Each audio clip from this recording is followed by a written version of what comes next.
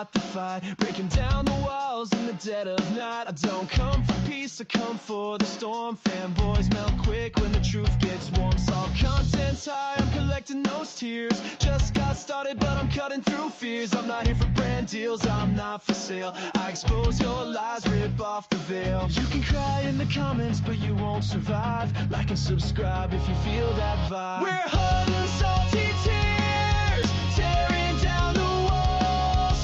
Fanboys falling fast, hear the vigilantes calls. No fake reviews, no corporate lies, just truth and fire burning in our eyes. Smith's lost in Nintendo's dream, delusional faith blinded by the gleam. Defends every flaw like it's a sacred cause, but his blind devotion's just breaking laws. Player SS brings no honor or pride, throws family shade when he's running to hide. No integrity, just bitterness and spite, but the vigilante's here to set it right. We're hot and salty tears, tearing down the walls. Fanboys falling fast, hear the vigilante's calls. No fake reviews, no corporate lies, just truth and fire burning in our eyes. Cast guys, fake words can't hold the line. Sony fanboys smoke, but his reviews don't shine. Switch for shields, a corporate game, selling hype and spin while we call out the shame. Dark trays and Nintendo fanboys stuck on repeat, says the same old lines like a broken beat. Recycling words, no fresh insight, but we break through the noise and bring the fight. We're hot and salty tears, tearing down the walls. Fanboys falling fast, hear the vigilante's calls. No fake reviews, no corporate lies, just truth and fire burning in our eyes. If you're tired of fake, if you're done with the spin, join the fight, let the real talk begin. We're here for the truth, no need to hide, so make sure to like and subscribe.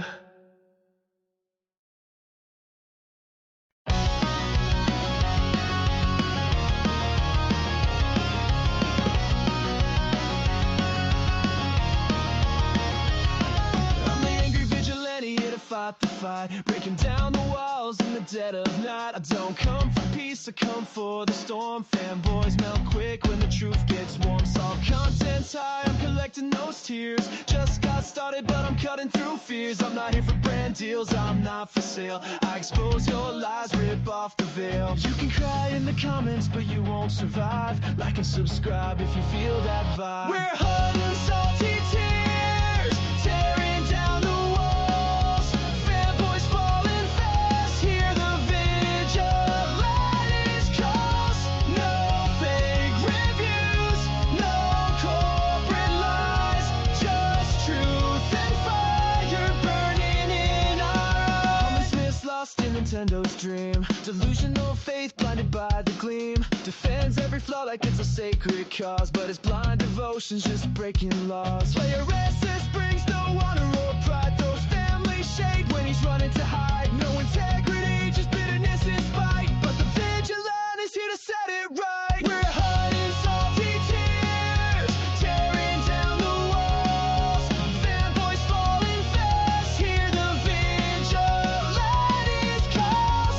No fake reviews, no corporate lies, just truth and fire burning in our eyes. Cast guys, fake words can't hold the line. Sony fanboys smoke, but his reviews don't shine. Switch for shields, a corporate game, selling hype and spin while we call out the shame. Dark trays and Nintendo fanboys stuck on repeat, says the same old lines like a broken beat. Recycling words, no fresh insight, but we break through the noise and bring the fight. We're hot and salty tears, tearing down the walls. Fanboys falling fast, hear the vigilante's calls. No fake reviews, no corporate lies, just truth and fire burning in our eyes. If you're tired of fake, if you're done with the spin, join the fight, let the real talk begin. We're here for the truth, no need to hide, so make sure to like and subscribe.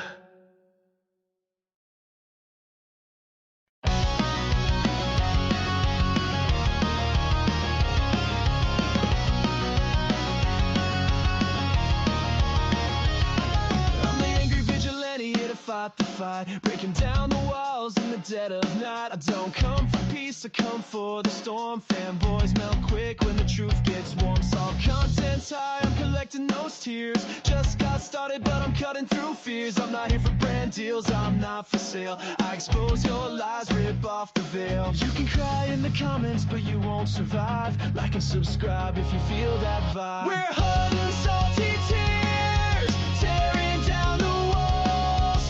Fanboys falling fast, hear the vigilantes calls. No fake reviews, no corporate lies, just truth and fire burning in our eyes. Smith's lost in Nintendo's dream, delusional faith blinded by the gleam. Defends every flaw like it's a sacred cause, but his blind devotion's just breaking laws. Player SS brings no honor or pride, throws family shade when he's running to hide. No integrity, just bitterness and spite, but the vigilante's here to set it right. We're hunting salty tears, tearing down the walls.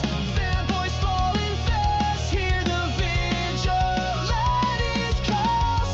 No fake reviews, no corporate lies, just truth and fire burning in our eyes. Cast guys, fake words can't hold the line. Sony fanboys smoke, but his reviews don't shine. Switch for shields, a corporate game, selling hype and spin while we call out the shame. Dark trays and Nintendo fanboys stuck on repeat, says the same old lines like a broken beat. Recycling words, no fresh insight, but we break through the noise and bring the fight. We're hunting salty tears, tearing down the walls.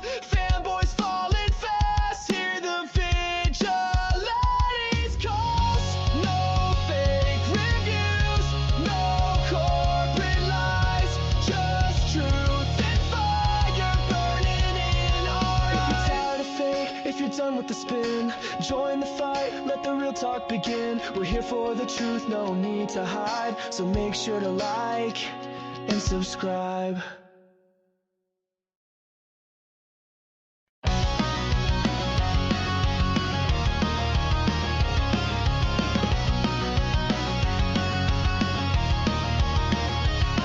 I'm the angry vigilante here to fight the fight, breaking down the walls in the dead of night. I don't come for peace, I come for the storm. Fanboys melt quick when the truth gets warm. Solve content's high, I'm collecting those tears. Just got started, but I'm cutting through.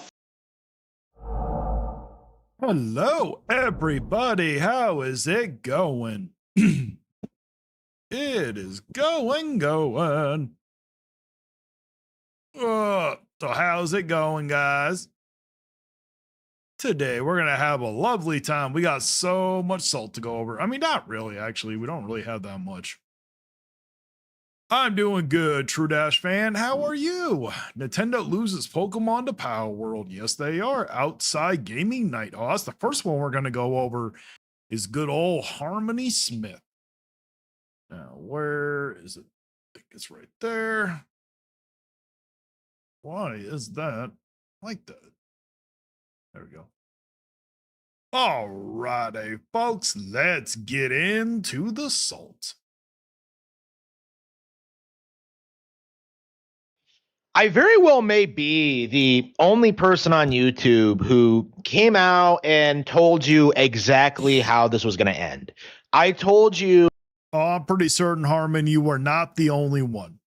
I will admit, you are the only one that I saw on YouTube, but there were plenty of people on Twitter.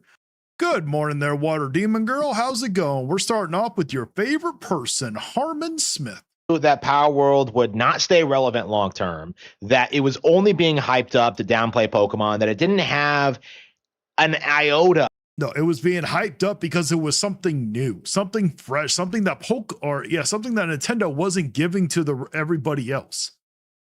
Of relevancy to it. The only reason this game has been talked about at all over the past couple of years is entirely because of this lawsuit, because I actually do kind of agree with that.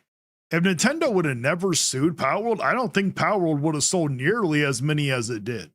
It still would have been successful, don't get me wrong, but I don't think it would have became the juggernaut success that it is if Nintendo would have never sued them to begin with. Of the very obvious blatant plagiarism of Pokemon. And that's very apparent. I mean, if that is plagiarism of Pokemon, then Pokemon was plagiarism of Dragon Quest monsters then. Simply by looking at the designs, and that's not even going into the mechanics and how the game actually works. Like, this is a Pokemon ripoff, and Nintendo is now in And just like Pokemon was a Dragon Quest ripoff. Gotcha. the process of beating these people in court, getting their payout, and hopefully Oh yeah, they're gonna get a large payout, a whole whopping 32,000 if anything, Harmon. getting their injunction While how much money has Pocket Pair made? A lot. against them. Now, we won't know the results of this lawsuit until November, but I have noticed that a lot of Power World YouTubers are in full damage control mode. For example, I mean, how you guys are when it comes to overpriced games with Nintendo? one of the copes that has come out recently is this idea that Nintendo focusing on the older version of Power World, the one that existed before they patched it to remove the similarities to Pokemon, that somehow annuls the lawsuit, and that Some people are trying to sit there and say that dragon thing in the background is supposed to be like a ripoff of Rayquaza. They look completely different. I've never seen a Pokemon look like that before.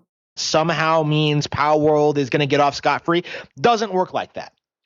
Well, like they said, it might be $32,000 at the very most, Harmon, which the amount of money that Nintendo has spent is ridiculous. Like, they stole mechanics from Pokemon. They stole the brand. They tried very, very hard. I mean, they didn't steal the brand. If they would have called it Pokemon, now that one game that we saw floating around on Steam that I doubt's ever going to get released, what's it called? Pikmon or something like that? That one is a clear ripoff. That is clearly ripping off the brand and like literally just copying the brand. But Power World, no. Hard to grift off the product, and Nintendo is demonstrating that in court that Power World existing damaged their brand. No, Nintendo damaged their brand. And I guess, sure, in a way, Power World did damage their brand because Power World was better. Power World Pocket Pair created something that the fans wanted that Game Freak was refusing to do. It means you lost. That would be like Sega trying to sue Nintendo saying, oh, well, because of how successful you guys are, you damaged our brand. And this is something I've been saying for a long time about how Power World didn't really have a leg to stand on, how 25 million units worldwide says otherwise, Harmony. All of its hype was basically astroturfed, how it all felt fake as all out, how all these YouTubers who know nothing about Pokemon or about gaming in general, like, oh, they probably know more than you do, Harmon. Religiously tried advocating for Power World, trying to say it was this huge cultural thing, that it was. Oh, I cannot wait until this game and then comes out on full access, Harmon. I will gladly let you know how amazing it is. Gonna like destroy Pokemon in relevancy. And we've slowly seen over the past couple of years, like okay, I doubt it's going to destroy Pokemon in relevancy. I don't really think anything's going to be able to take it down. If anything's going to destroy Pokemon, it's going to be Pokemon itself, Harmon. End result of that. We have seen this game get increasingly lower attention on social media. We have seen nobody be engaged with their Who are you talking about, Blue was here? Are you talking about me or are you talking about Harmon? trailers or with their social media posts. And because my mic is fine. I don't know if you're talking about me. Unless they're outright talking about Pokemon or the lawsuit, nobody cares at all. And we're seeing the ramifications. That's not true. When they released the trailer for the 1.0, they were talking about it had nothing to even do with the lawsuit. Of that, in that Power World is not so much a game as it is something that people can use to weaponize against Nintendo. Nobody. Oh my God, just because they come out with something that can compete with them isn't weaponizing against Nintendo. Cares about Power World at all outside of this idea that it could be bigger than Pokemon and that it could beat Nintendo. And as we've seen over the past several years, I mean, as of right now, Harmon, it's sold over 25 million units worldwide. Let's take a look and see real quick what is the best-selling Pokemon game. What is the best-selling Pokemon game? That would be red, green, and blue at 31.3 million copies. With all three combined, Harmon, do you understand that Power World has hit 25 million? That's with one game. Okay. It took the Pokemon Company 3 games, okay, to hit 31.3 million copies worldwide. Power World is probably going to surpass it with just one game. One game, Harmon. That simply isn't going to happen. Early on, we were told that Nintendo would never file a lawsuit, that they could never win a lawsuit, and that Pocket Pair was doing everything above board and I do not remember people saying that they weren't gonna file a lawsuit, but I do remember people saying they weren't gonna win the lawsuit. That I do remember. everything was perfectly legal. But as we can now see, I mean, it's still out. It's still extremely successful, Harmon. So obviously it's gonna be legal. And we all thought they were gonna be going after them for the PALs being very similar to Pokemon.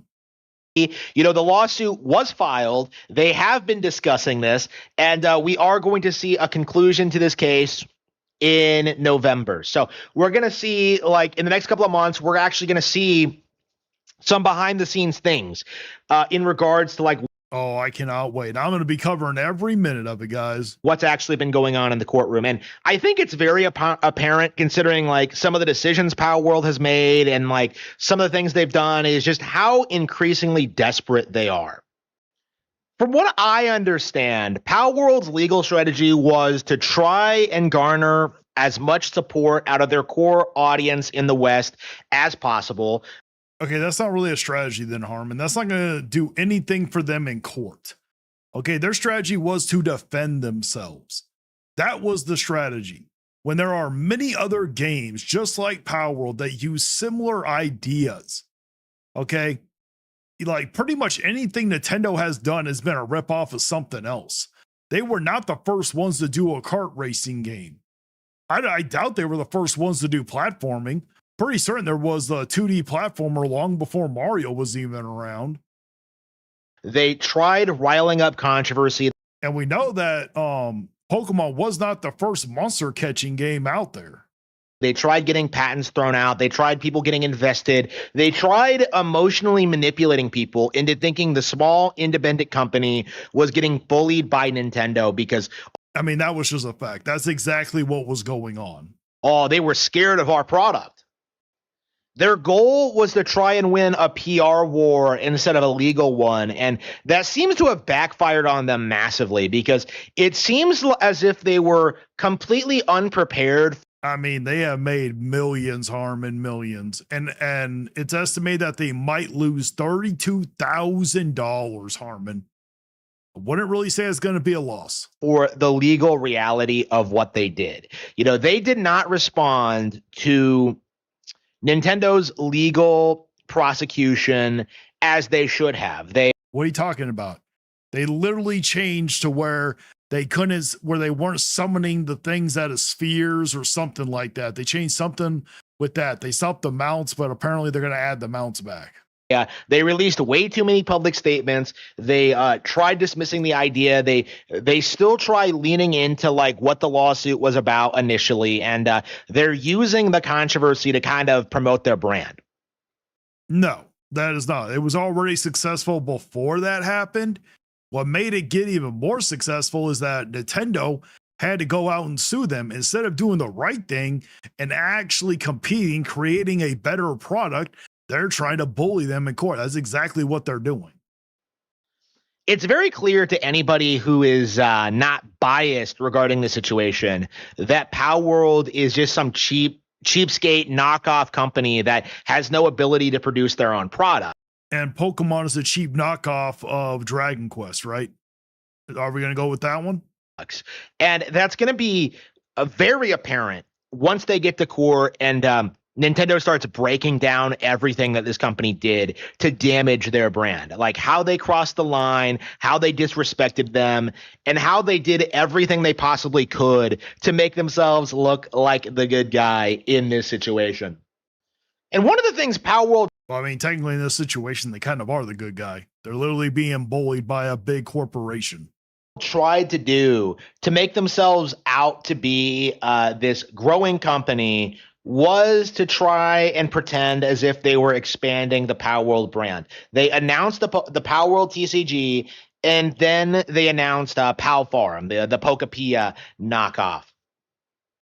The idea of these projects was to try and expand the Power World brand. My guy, they released that thing for Pal Farm directly after Pokopia. Okay, they were both just probably thinking of the exact same thing, okay? And to try and get people invested in the company, to try to get them engaged with, like, you know, similar Pokemon products. And there was an initial wave of hype and enthusiasm. You know, when Power Farm was first announced, you know, everybody just agreed. I mean, it looks good. I probably might, since I gave Pokopia a shot, I'll probably give Pal Farm a shot too. That it would be way better than Pokepia just because it was Power World. But over time, it became apparent that, like, these products weren't going to amount to much. You know, Oh, I don't think there's enough coffee that can help any level of butthurt like this. Power World TCG is never, ever, ever going to compete with the Pokemon TCG for a whole host of reasons. And now it's starting to look like Pal Farm is never actually going to come out. We haven't heard a thing about it since it was. Okay, this isn't like Nintendo. You do understand, Harmon, that a lot of people will, or a lot of other companies will sit here, show something, and might not talk about it for a year or two. Okay, this isn't Nintendo where they sit there and show something right before they're ready to actually release it. Unveiled. And now, out of nowhere, just a couple of months before the final court ruling, Power World has confirmed that Power World 1.0 is releasing in July. You do understand that they confirmed that before we even found out about the court dates, right? You do understand that, Harmon. So what Pocket Pair tried to do was to make as many cheap cash grabs as possible, release them around the period of July, you know, before the court date ruling. You don't even know that, okay? We just found out about the July hearing, or not the July, before the hearing in October.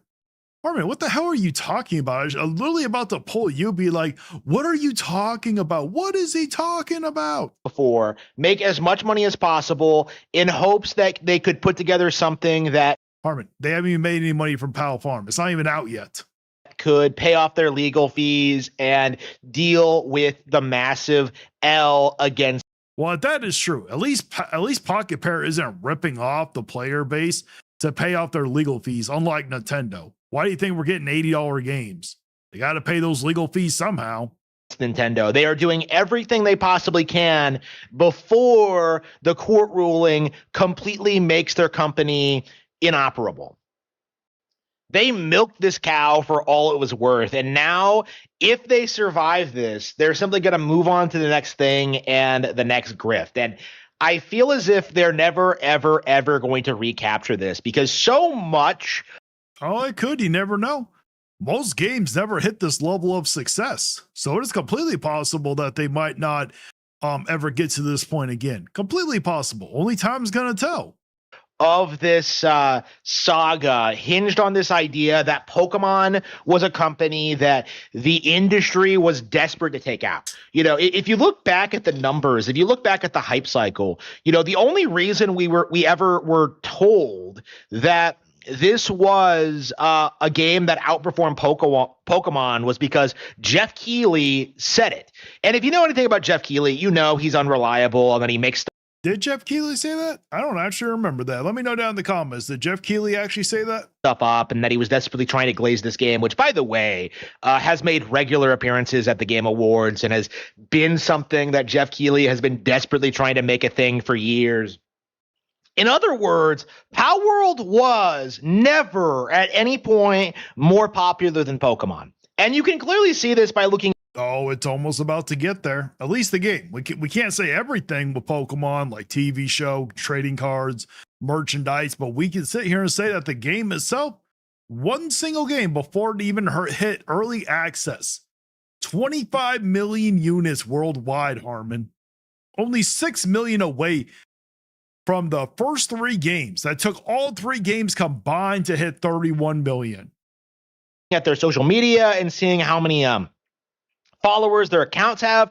And when you really dig deep, you start realizing that the vast majority of the people posting about Power World Online, talking about it, are just bots. They are literally just paid bots, paid. Harmon, you say everything is paid bots. Whenever you say someone's doing well on YouTube, they're paying for views.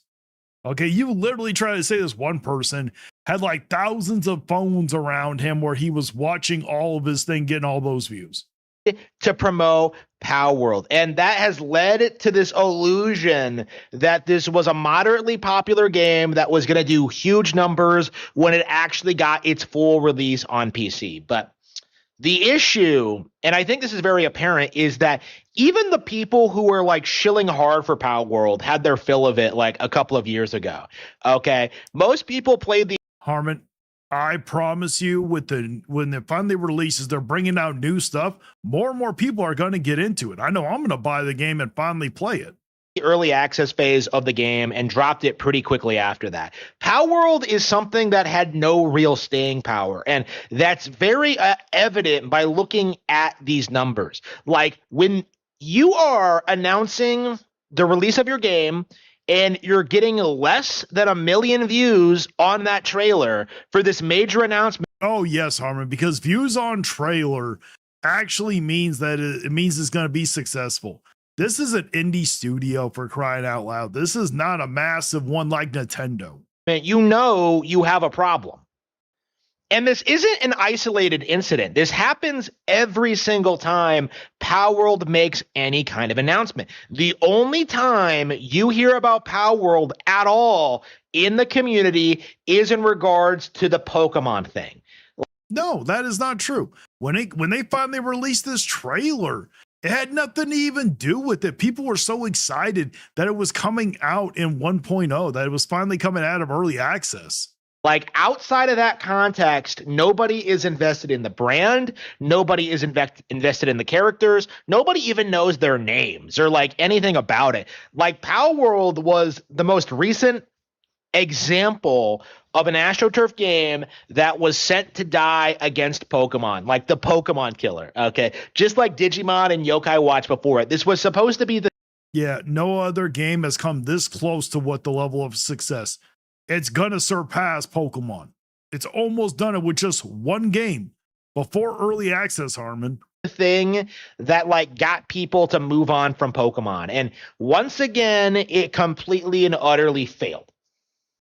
Currently, you're seeing a lot of Cope articles online, saying that Nintendo's going to win the lawsuit, but they're only going to get $30,000 or like that doesn't matter. Okay. The simple fact of the matter is, I mean, it kind of does matter. Sure. If they get the $30,000, technically Nintendo won. Still not going to mean nothing. Guess what? We still got a amazing, great game, and Nintendo got $30,000. There you go, Harmon. Power World had every opportunity to course correct, to make a game that people actually wanted to play. They did make a game that people actually wanted to play. That's why it sold over 25 million units. They had every opportunity to not associate themselves with the Pokemon brand. They had every opportunity to like address the concerns that the community had about their product and about what they were offering people and about. They did address the concerns. The only concerns that they had were from Nintendo or from Pokemon fans. Like the legality of it all, but they just kind of like tried to pretend that what they were doing was perfectly normal and that nothing bad was going to happen to them legally speaking. Like instead, I mean, if they had to pay out $30,000, nothing bad really happened, Harmon. Of making a product that people actually wanted, they focused all of their efforts on like making it as deliberately controversial as possible to try and get attention and to try and get people invested in their brand and their company. And the end result of that is that the entire thing has just completely collapsed. Harmon, again, it sold over 25 million units. It's not collapsed. All right, we're done. We are going on. We got 2 more minutes of this. I cannot sit here and stand for this. Okay, let's see what else we have. Ew, Harmon. Water Demon Girl, you love Harmon. Getting Power World 1.0, so am I. Dragon Quest is Pokemon's daddy. Yes, it is. Hello there, Deborah. I'm more of a Dragon Quest JRPG player, not monsters versions of the game. I understand, Outsider Gamer. Blur was here. I remember that one. Sonic the Hedgehog is faster than Mario. Yes, they are. Harmon. Yep, Blue was here, Harmon. There are 24K people playing. Yep, Warfare. The money Nintendo spent. Oh shit. Oops. Where'd it go? The money Nintendo spent on the lawsuit, they could have made a better Pokemon game. Very true. Exactly. Yep. Sonic was the first to make kart racing. No, Deborah. Sega was, but I don't think it was Sonic. Desperate, Nintendo lost 4 patents, 40 million lawsuits, sued 30 patents, and 28 of them got rejected. Exactly. Not biased, the jokes write themselves. Exactly. Hey, Angry, did you play all the chapters in Yoshi and the Mysterious Book? I did not do the post game. No, I did not.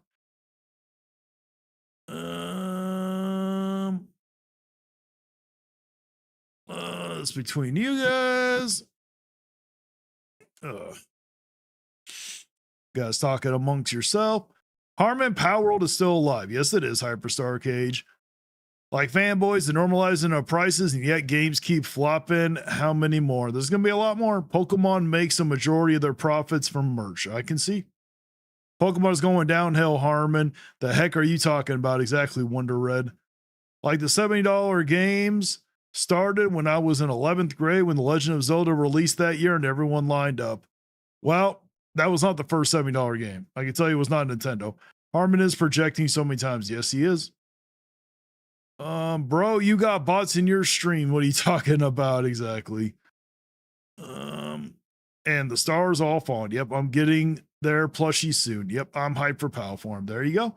Drop it really quickly, so does the Pokemon. The retention of Pokemon dies once the first 2 months. That's why the sales drop by 95 to 98%. Facts. This is why physical games gonna die like Xbox Helix, maybe. I am finding Pokopia for cheap. There you go. If Pal World ends up on the Switch 2, he will be singing in a different tune. Probably. Oh, we got the oxidizer. Harmon needs his hard drives investigated. Maybe. I played Power World and I didn't like it, but it felt more like Ark. Okay. Some game called Space Panic was the first platformer, then Donkey Kong. Oh, okay, Warfare. The post Yoshi game is really good. That's great. All righty. Next up, we got Player Essence. I will not be doing the whole video because it's just too that long. Offers if thousands knows, of hours on, of enjoyment for first players. Continue essentially. on.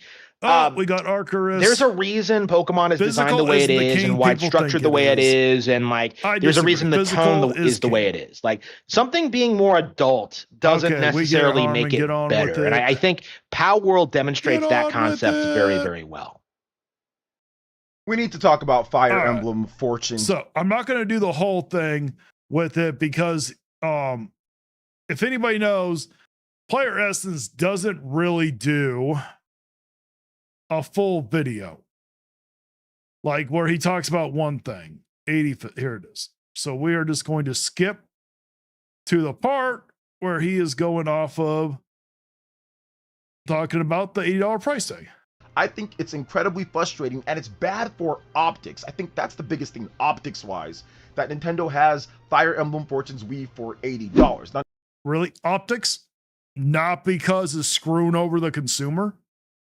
I mean, you can't just stand up for your community for once, grow a fucking spine. Is the game going to give you $80 worth of content? Sure. Of course. No, it's not. Okay, it doesn't matter how many hours you get out of it. See, like whenever you sit here and give that damn bullshit like that, all the stuff you say when you're like, oh, well, I don't agree with it, no one's going to take you seriously. Just say, no, the game is not worth $80. It shouldn't be $80. It's greed, anti-consumer. Leave it at that. There's no reason to do this backhanded bullshit.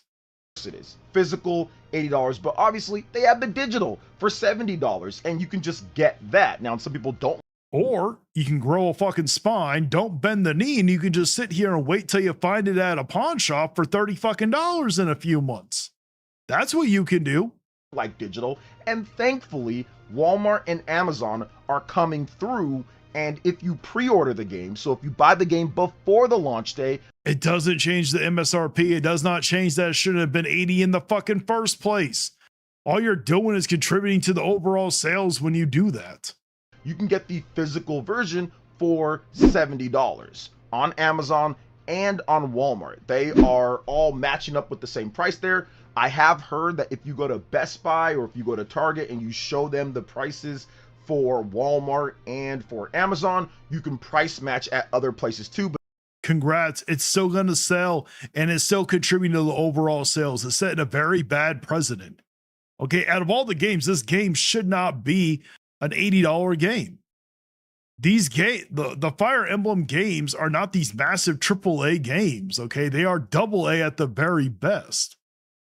But that might vary depending on the store. But what I do know, confirmed on Amazon and on Walmart, it is $70 for the game, matching the digital pricing. So that's awesome. Okay, it's still at $80 MSRP.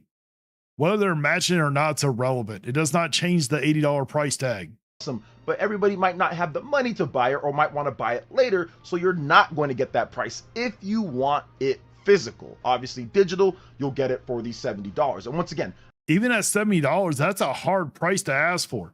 You got to look at with Mario Tennis Fever. It has not sold very well, but the Mario Tennis Aces has outsold any Fire Emblem game. And that game couldn't even sell at 70. And you honestly think that Fire Emblem is going to sell even at 70? Come on. I don't like that. I think optics wise, it looks bad. It looks like Nintendo. Who gives a fuck about the optics? Who gives a fuck about Nintendo's image? You shouldn't like it because it screws over the consumer. You shouldn't like it because we shouldn't be having to pay these damn high ass fucking prices. Nintendo did raise the price when it comes to physical games. The only problem is that games like Mario Kart. Okay, so technically, because I've been hearing a lot about this, like, oh, this was just used to raise the price of physical games. Technically, Nintendo didn't actually raise the price. How I know is if you go look at Japan, all right, you go look at any of the $70 games, Yoshi and the Mysterious Book, you go look at Metroid Prime 4, you go look at any of those games that came out at 70, what Japan pays for digital is about $51. But when you looked at Mario Kart World, for instance, that game is $80 here. Over there, if you want a digital, it's $57. All right, so just keep that into perspective. So when you look at Fire Emblem's Fortune's Weave, if you go look at how much they are going to have to buy it in Japan for the digital, it's going to be $57. So Nintendo has always wanted to put this game out at $80. Again, have no fucking idea why they're going to sit here and do a AA game like Fire Emblem of all their damn games, why Fire Emblem is going to be the next $80 game. That just doesn't make any sense. World are still $80 physical and $80 digital, so they did technically lower the price if they were still planning on having $80 games, because they never said that they would not, but they have that digital option there that Okay, it is good that digital is cheaper than physical, but in this case, no, it doesn't matter. At the very most, the physical should have been 70, even though I don't really think Fire Emblem is worth those top tier prices. It just doesn't meet that level of quality. When you look at how the combat is, especially, there's a reason why you see so many indie games with that combat. Okay, tactical RPGs, they're not mainstream like that. They're not in that AAA level sphere. Okay, PlayStation just made a massive fucking mistake with Sorrows, because even before, like you know, I'm not gonna get into political shit, but even before people knew about the ending of that game, the game wasn't selling that well to begin with. And when you want $70 for a roguelike game, and there's nothing wrong with roguelike games, but roguelike games, they are not like mainstream into the AAA sphere. You don't see a lot of games at that $70 price tag for that type of genre. Okay, because they're still technically a niche genre at the end of the day. That's why indies use them so much, and they're extremely cheap to do. is 70, and we do have physical retailers like Walmart and Amazon matching that, but once again, optics wise, it does not look good. It shouldn't even matter about the whole optics. You keep sitting there saying, oh, optics wise, it's not that good and I don't like it. It's hard to take you seriously when you sit here and are focusing so hard on Nintendo's image instead of looking after your damn community. Like it, I said it on the Spawncast. I'm not going to advocate for that here, but I did pick up the physical special edition, so I will be Okay, and all this time you can sit here and claim, oh, I don't like it. It shouldn't be that. It completely discredits you whenever you sit here and be like, oh, but it's technically 70. You can go get it for 70. playing the heck out of that, and I'll probably pick up a digital edition because I like to have Fire Emblem games digital because I like to play them maybe on like my portable Switch 2. Then like I like to capture Keep double dipping, my guy. Keep double dipping. footage and like my other room to where I can capture footage. My guy, it's not that hard to swap out a fucking cartridge. It's really not. But if you want to go buy, if you want double dip, that's on you. So it's one of those things to where I like to have just a digital version. It makes it easier for me when it comes to recording, capturing this game, and all the stuff that I'm going to have to do when it comes to gameplay and all of that, so I can do a review on it. So it's one of those things to where I think it's just frustrating. Obviously, everything's more expensive, and I don't like what's going on with it, but I do feel that Even though you keep hyping this game up, you keep sitting there saying, oh, but you can get it for 70, trying to convince people to go buy it with that way. if you do want to pick it up, make sure you get it from Amazon or Walmart so you can get that deal on it to where they match the digital that Nintendo has. Okay, let's Or you could choose to hold the line, don't bend the knee, and wait till you can find a pre-owned. That's what I'm going to do. I have a massive backlog to where I don't have to buy every single game I want right at launch. I can wait 3 to 6 months after the game comes out, and I guarantee you I will find it at a pawn shop for like 30, 40 bucks. Or better yet, we all know that this game is not going to do that well at this damn price tag. So Costco's most likely going to discount it down to $40 also. talk about what's going on Amazon. Let's talk about the sales because things are looking actually quite good. Alrighty, I'm not going to sit here. We all know how disingenuous he is with the sales. So we're done. It was just a little short one because, like I said, I just wanted to react to him fucking damage controlling pretty much. Alrighty, let's see here. Oh, great. OJ. Yep, Wonder Red. Exactly. It's okay. People don't like Power World. It's not everyone. That is true. It's $80 game like they feel. I hope so, Deborah. I hope so. I may try it again when 1.0 comes out. That's what I've been waiting for. $80 is too much still. Exactly. It's not going to do good in stores. They're going to have to drop the price again and make a profit in the stores. Well, they dropped the price and they're not making a profit. Shut up, Player Essence, about optics because it's about the price and how it's going to sell. Exactly. I don't give a damn about optics. I care about the value. Me too. Oh, please shut up. I know. Isn't the whole damn optics shit so annoying, Wonder Red? Because greedy Nintendo, that's why. Exactly. There are some genres aren't that worth that much at that value. Exactly. You know, tactical RPGs, roguelite, stuff like that. They're just not worth it. Not taking them seriously. No one does.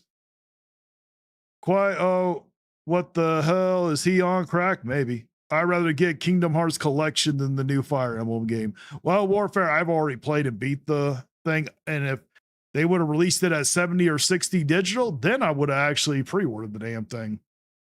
All righty.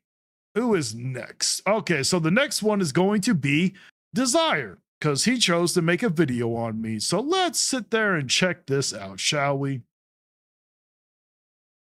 Salutations and greetings, everyone. And desire, and gather round, everyone, because this is not going to be the regular type of salt content.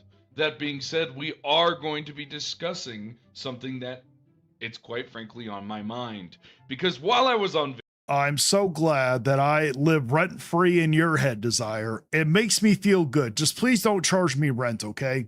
vacation, we witnessed the tragic fall of one of my former friends. Well, the reason why we're not friends anymore, that one's on you. That was your fault.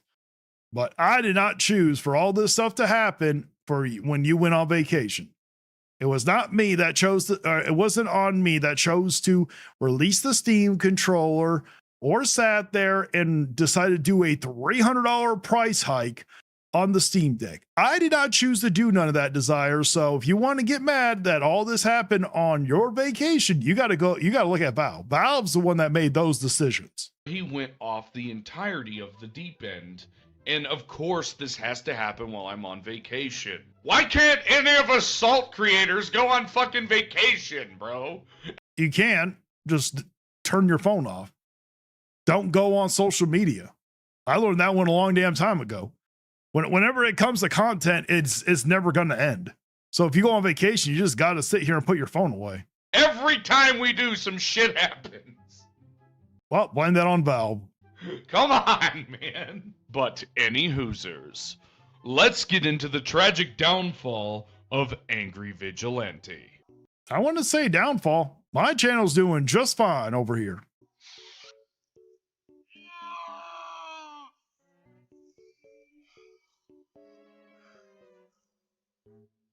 You were the chosen one!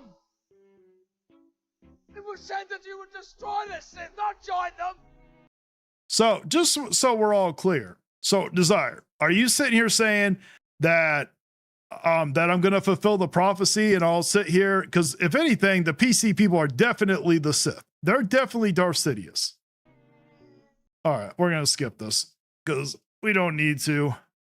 Hopefully we don't get copyright claimed because somehow some people get away with it, but others don't. I loved you!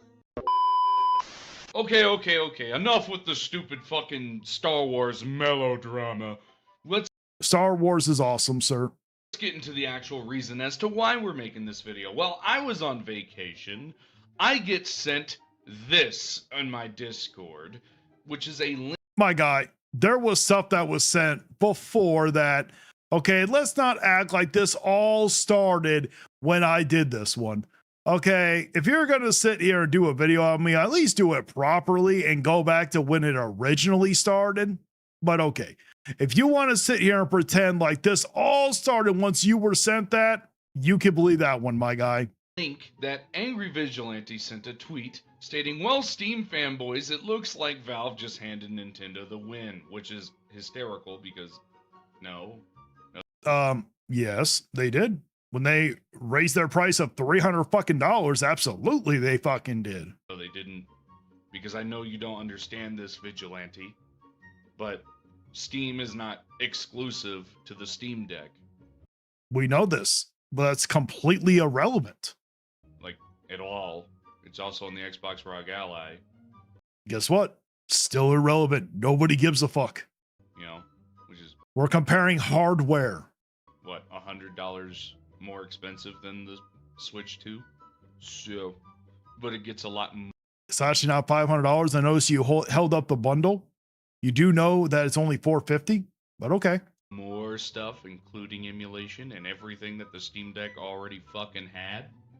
Not stating that the fucking Steam Deck going up in price is good, it's fucking not, and it's atrocious.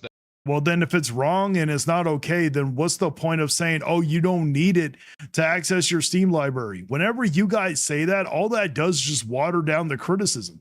It's the same backhanded bullshit criticism that the Nintendrones do. Like when we just reacted to Player Essence, and he was saying, oh, I don't like the $80 price tag of Fire Emblem. It's bad for optics wise, but you could get it for $70 for the digital version.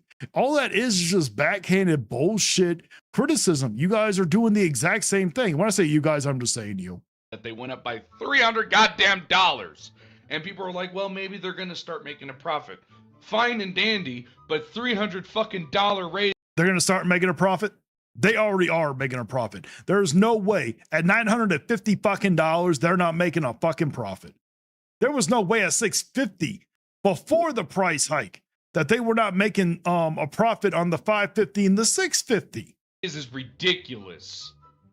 But I get sent this, and I respond, stating calling me a Steam fanboy is delusional and using. Now, I said this last week. I was incorrect when I called you a Steam fanboy. PC fanboy, yes. But you sitting here doing this backhanded criticism, you're starting to show that you might actually be a Steam fanboy. Tweets from weeks ago, man. Hope you're ready for when I get home. Oh, so you just acknowledge that there was tweets from weeks ago before this. So why didn't you go back to the beginning to give the proper context there, Desire? From vacation, little fella, because I'm gonna make your points look as stupid as you. I mean, you did it then and you're not going to do it now? How did Vigilante respond? He called me Twinkle Toes, and then he thinks that he destroyed me. Oh, I did. Oh, I did. I understand that you're about to laugh, and that's just a form for you to cope. Which I just respond with a "Don't make me laugh" gif, and he was like, "But Keep coping. Keep coping, my guy. I see you're not saying you're wrong. I never said I was. Because you are. You were trying to see, you came at me when you, okay, at first you didn't actually attack me. We were having a fair and honest conversation. It wasn't until later on where that turned from being a fair and honest conversation to where it turned to attacking each other. But at first, you know, you sat there, were criticizing we had a little debate on Twitter, all because I sat there and said that Valve was anti-consumer and they're not known for giving fair pricing and consumer-friendly pricing. And then you got all up in your damn fifis over it and you wanted to come argue with me about it. And guess what? That $300 price tag completely proved that I was correct the whole damn time. Are you an idiot? You still think PC gaming is cheaper in the long run? You're damn right! It is. I mean, well, no, PC gaming isn't. Console gaming is cheaper. They are financially superior. What I do? You want me to do the math for you? You don't It's do a not good even job. a hard concept. And you know what's absolutely hilarious? Why don't you ask the AI that you use for everything in your videos what? I don't use AI for everything in my videos. Unlike some people who sit here and aren't upfront about it, I'm very upfront what I use AI for. I use it for my thumbnails and I use it for the music. That's it. It thinks about PC gaming and if it's cheaper or not. You know what it says? This. I find it hilarious that I can use the thing that you use for your AIS. Okay, for one, you don't even know if that's true. The AI isn't always correct in the first place. But again, why don't you actually produce some facts that I haven't debunked already that why consoles are cheaper? Intro, your AIS thumbnail, and your AIS avatar to disprove everything about. My avatar isn't AI. You do understand, I paid somebody to sit here and create that avatar. I had to download the avatar. I had to unzip it from the damn file to be able to use it. You do understand all that. I do not, it is not an AI thing. The avatar is not AI. Trust me, it would have been far cheaper to use an AI one. But I didn't even know that they had AI avatars at the time. If I would have known that, I would have actually paid for the AI avatar because it would have been cheaper. Do you understand how much money I paid for that damn avatar? It's not, VTuber models are not cheap here. What you just said. But anywhoozers, let's get into the video where you go off the deep end before you start making the nonsensical tweets. For those of you who have been living under a rock, Valve just pulled off one of the worst hardware price hikes we've seen in years. And with a single move, they basically handed Nintendo the win. Except for the simple I mean, they didn't basically hand Nintendo the win. They literally did hand Nintendo the win. fact that they don't only make the Steam Deck. Steam is available everywhere. Completely irrelevant. We are talking about hardware. Are we just all of a sudden forgetting that? Again? And they still have the Steam sales? Like, don't get it twisted. The Steam Deck going up $300 is fucking... Okay, you can sit here and talk about Steam sales. I've already proven that you can go buy physical games cheaper than what you can get, not just on Steam sales, on anywhere on PC. Okay, any of those key sites where you can go buy those keys for Steam. I've already debunked this countless times. Even with you, I told you this and you just won't accept it. You guys can keep bringing up the whole Steam sale thing. The whole thing about you can't beat Steam sales is a damn myth. I've already debunked and proven that it's not true. Unreasonable. But just what the fuck are you saying? Especially with Nintendo fucking being the first company to state that $80 games is okay. For months. It's not okay. I have never once sat there and said that $80 games are okay. But again, it doesn't negate the fact that you can get physical games far cheaper secondhand than you can on any Steam sale or those key sites. I've already proven this. I was trying to warn the Steam community how anti-consumer Valve is. What? Do you see how delusional he has been? I haven't covered him. My friends have, but they've at least talked with him being like, hey, what the fuck are you talking about? And I destroyed many of them. Because you state nonsense, because that's just undeniably nonsense. It's not. Them raising up the Steam Deck by $300 is very greedy and anti-consumer. And I have gone into details before why they were anti-consumer even before that. They make one thing anti-consumer and instantly... No, they've done multiple anti-consumer things in the last 6 months. I'm not going to go over them right now because he eventually goes over them in this damn video. You're like, I've been right the whole time. I'm always correct. Like, what? No, I don't say I'm always correct. There was one thing I was wrong about. When I ran with the news article about Valve getting sued in Texas over the loot box crates, I thought it was correct. I didn't fact check it good enough and I ran with it. I've already admitted that I was wrong. So saying that I always say I'm always right, that's factually not true. I've admitted many times that I've been wrong. The fuck, dude? You can't be that insane. There's no fucking way. How the fuck have I been missing all this shit? Probably because you don't check on Twitter that often. Because apparently I must have been either just with the biggest amount of rose-tinted glasses, or I just was way too fucking narrow-sighted to see the nonsense you've been doing for months. And for months, I was correct. I was even trying to point out that the PC stuff was anti-consumer as well.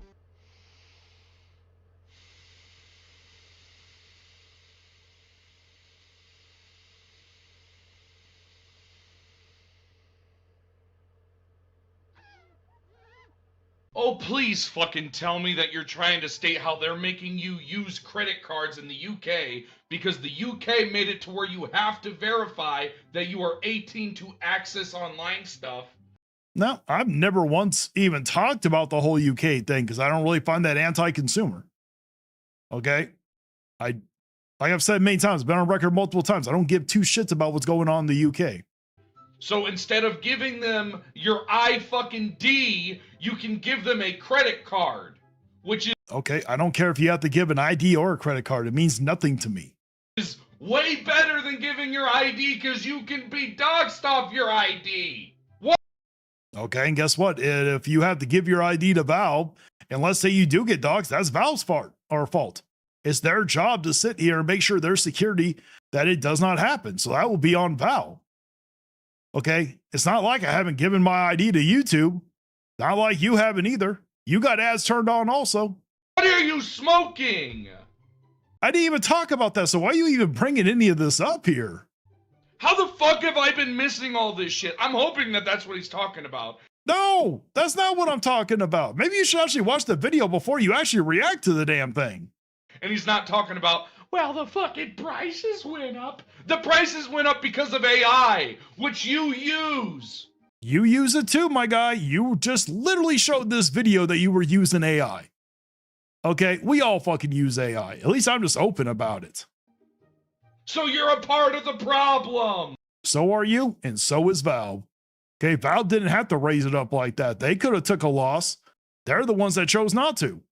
But I had Steam fanboys in my comments telling me that PC gaming is superior, that Valve is pro-consumer, and that PC gaming is cheaper than consoles in the long run. All of which is true, even the AI to which you And the AI is not always correct there. constantly use throughout your video proves the Just you even say I use AI for the thumbnail, the intro music, and the avatar supposedly, even though the avatar is not. How is that using throughout my entire video, my guy? people in your comments and myself correct. But No, you guys are not correct. I've already debunked all of this.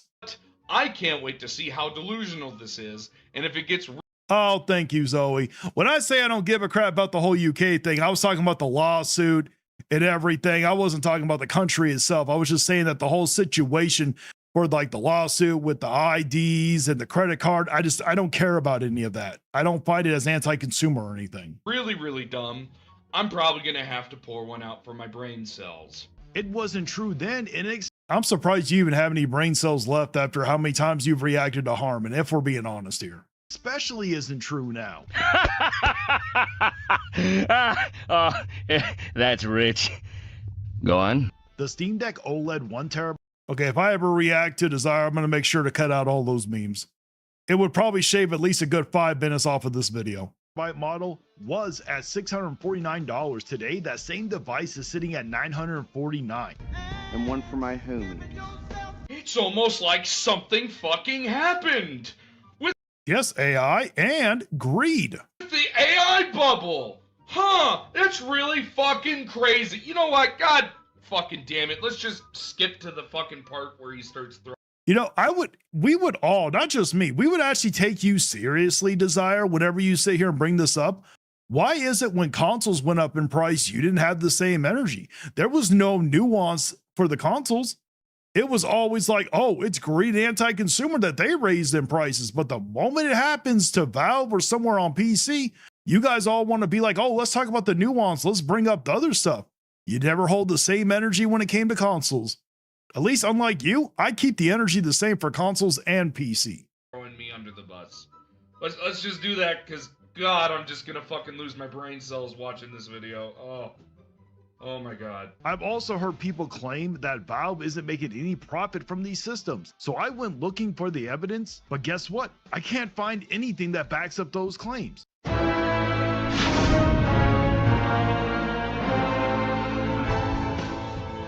Okay, so the original process was that they were losing money with the original sales, and they were losing money with even the higher end systems.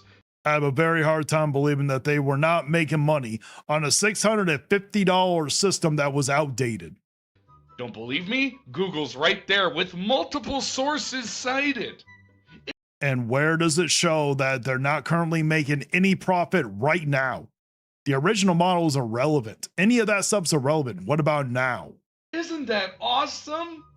You can ask Google this magical thing exactly what it says, and shockingly, it tells you what is said in the article. But hey, maybe that's not right. Let's ask Grok, you know, the other AI that you like to use for your sources. And I've never used Grok. I just finally found out what Grok is in the first place. Power Boss had to explain to me what Grok is. shocking nobody, it agrees with what I previously stated. And I'm still not for them raising the prices. I want to make that abundantly Even though you keep sitting here deflecting and shifting the criticism onto something else, kind of hard to take you seriously when you're doing all that. clear. But it's really You're just doing too much, Desire. funny how you refuse to do any research despite talking on a video. Oh, I've done more research than you have, apparently. It's not hard to do research, man. I agree. Maybe you should start doing it. It takes 5 seconds now. Apparently, it took you a lot longer and you're still wrong. Thank you, AI. I hate AI, but it's useful for this type Yeah, you hate AI, but you use it.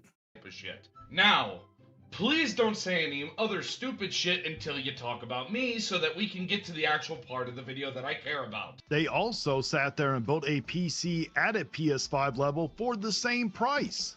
And that video was only 2 weeks ago. So you're asking me to believe that Valve somehow cannot build a Steam Deck for a reasonable price, even though it doesn't even come close to a PS5 level performance? Oh my god, I think I gained a chromosome hearing all that. Okay, so I'm gonna do everything in my power to dumb down everything that I am going to elaborate on why that's fucking insanely stupid.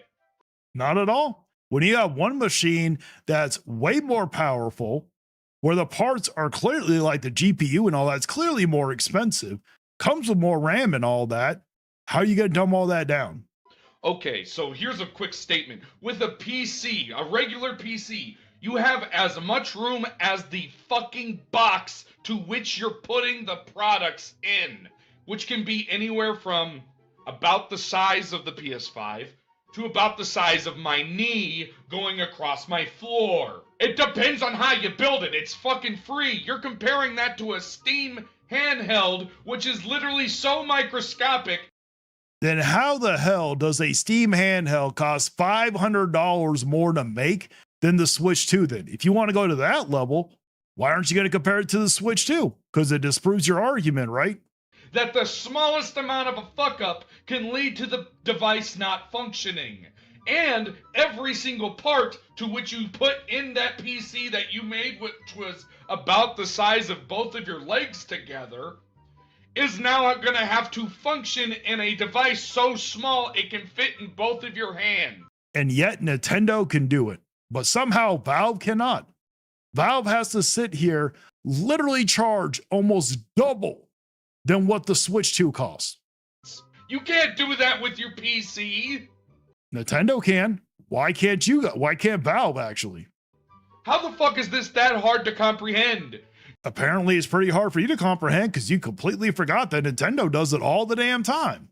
You're making oh Oh my god, I'm getting a migraine from how delusional you fucking sound. Hey, I'm not the one that's completely ignoring the success of the Switch 2 when it's only $450, gonna go up to $500 soon. But somehow Nintendo can make a reasonable price handheld, but Valve cannot. I'm not even trying to defend the price point. I'm defending how fucking stupid it is to compare how you can build a PC for the price of a PS5 and it functions about the same, or if not better, than said PS5. And you're trying to say, well, why can't they do that with the Steam? How the fuck Switch 2 can. The Nintendo did. are they supposed to do that? Well, maybe Valve needs to hire somebody from Nintendo so Nintendo can teach them how to properly do it. Apparently, Valve doesn't know how to do it correctly. Do you know how much harder it is to fucking operate these devices? How much I bet Nintendo can explain to you how much harder it is. harder it is to deal with them and fix them? I do! It's my fucking job! Then how can Nintendo do it? But Valve can't do it. You're claiming it's your job, but you're completely ignoring when another company is already doing it. I have to special order every part in a fucking handheld gaming device. And I have to be exquisitely precise when I'm fixing them. It's why I hate fixing them, and it's why I hate fixing laptops. Oh, But somehow Nintendo could do all of that. Has no problem making a handheld at a fair price, or better price, I should say. my god, that was so fucking dumb. It Even though you're completely ignoring what the Switch 2 is doing. actively hurt my brain. And here, I'm gonna help you out, because even AI agrees to what I'm saying. But I never said that a handheld isn't more expensive to make, but at that price point of what Valve is releasing it at is the insane thing, especially when Nintendo can do it. I'm not gonna go through all the other bullshit that you have to deal with. Don't worry, everyone. We're just gonna go into what this idiot has to say about me after this, because Even though I'm not the one that completely ignored Nintendo like you're doing. Jesus fucking Christ, that actively killed brain cells for me. Now, I'm going to go over why PC gaming is literally not the cheaper option. So, because people never believe me whenever I say Steam fanboys, here is one right in the flesh. He says value is subjective from a measurement, but I can break it down for you. Here is why the Steam Deck offers that the Switch 2 does not. Steam in its library, more Nintendo games than Nintendo devices, not having to pay for online, all other PC storefronts, emulation of other products. Don't you find it funny how this was recorded one day before the price increase, and he's totally not gonna fucking bring that up? And even still, I would still state that you get more bang for your buck out of the Steam Deck than you do out of the Switch 2. Well, guess what? The facts don't agree with you. Literally, the evidence, no logic agrees with what you're saying. I genuinely would. You have way more games on the Steam Deck. Just because you have more games doesn't sit there and mean that the device is worth more.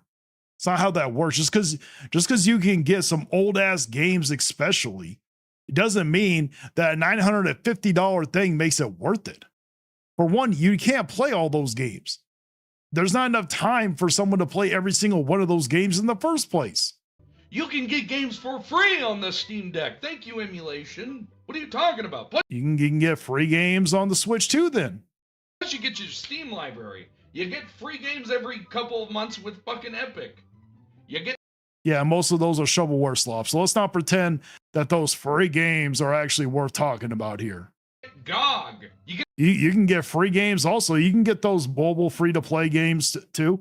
They got free-to-play games on fucking Switch too. Get the Xbox store. And to top it all off, you don't have to pay for online. Just Okay, congratulations. You don't got to pay $20 a year, but you got to spend over $500 more just to get what the Switch 2 has. Because you got to go get a dock. You got to get 2 controllers. You got to get all that crap. Nothing that the Steam Deck comes with. Only thing it comes with is a damn case. That's it. So congratulations. You don't got to pay $20 a year. Do you understand having to pay over $500 just to sit there and get the same experience? Do you know how long it's going to take you to make up that difference? We're talking about like almost 25 years. Okay, 25 fucking years, Desire, to sit here and make up that damn difference just to say $20. Both of them aren't even going to be properly working, most likely, let alone they're not even going to be able to play modern games at that damn point. To talk to your friends. Even though, granted, I personally wouldn't buy the Steam Deck at its price it is now, I would tell everyone to go buy the Xbox ROG Ally. Now, this was sent to me before the price hike, but here's the thing. Oh, see, right there. You were like, oh, I bet he's not going to mention that this was before the price hike. Just fucking did, Desire. Is he going to sit here and be like, oh, I was wrong? Nope. PC gaming wasn't more affordable then, and it's definitely not more affordable now. How many times do we have to teach you this lesson, old man? I can't believe I have to fucking say this again. Even the AI talks about it. In the first 2 years, consoles are genuinely considered to be more fucking affordable, even though I can build you a PC for the same damn price of the goddamn console, thus meaning your entire point is delusional. But I digress. I mean, if you can sit here and literally prove that.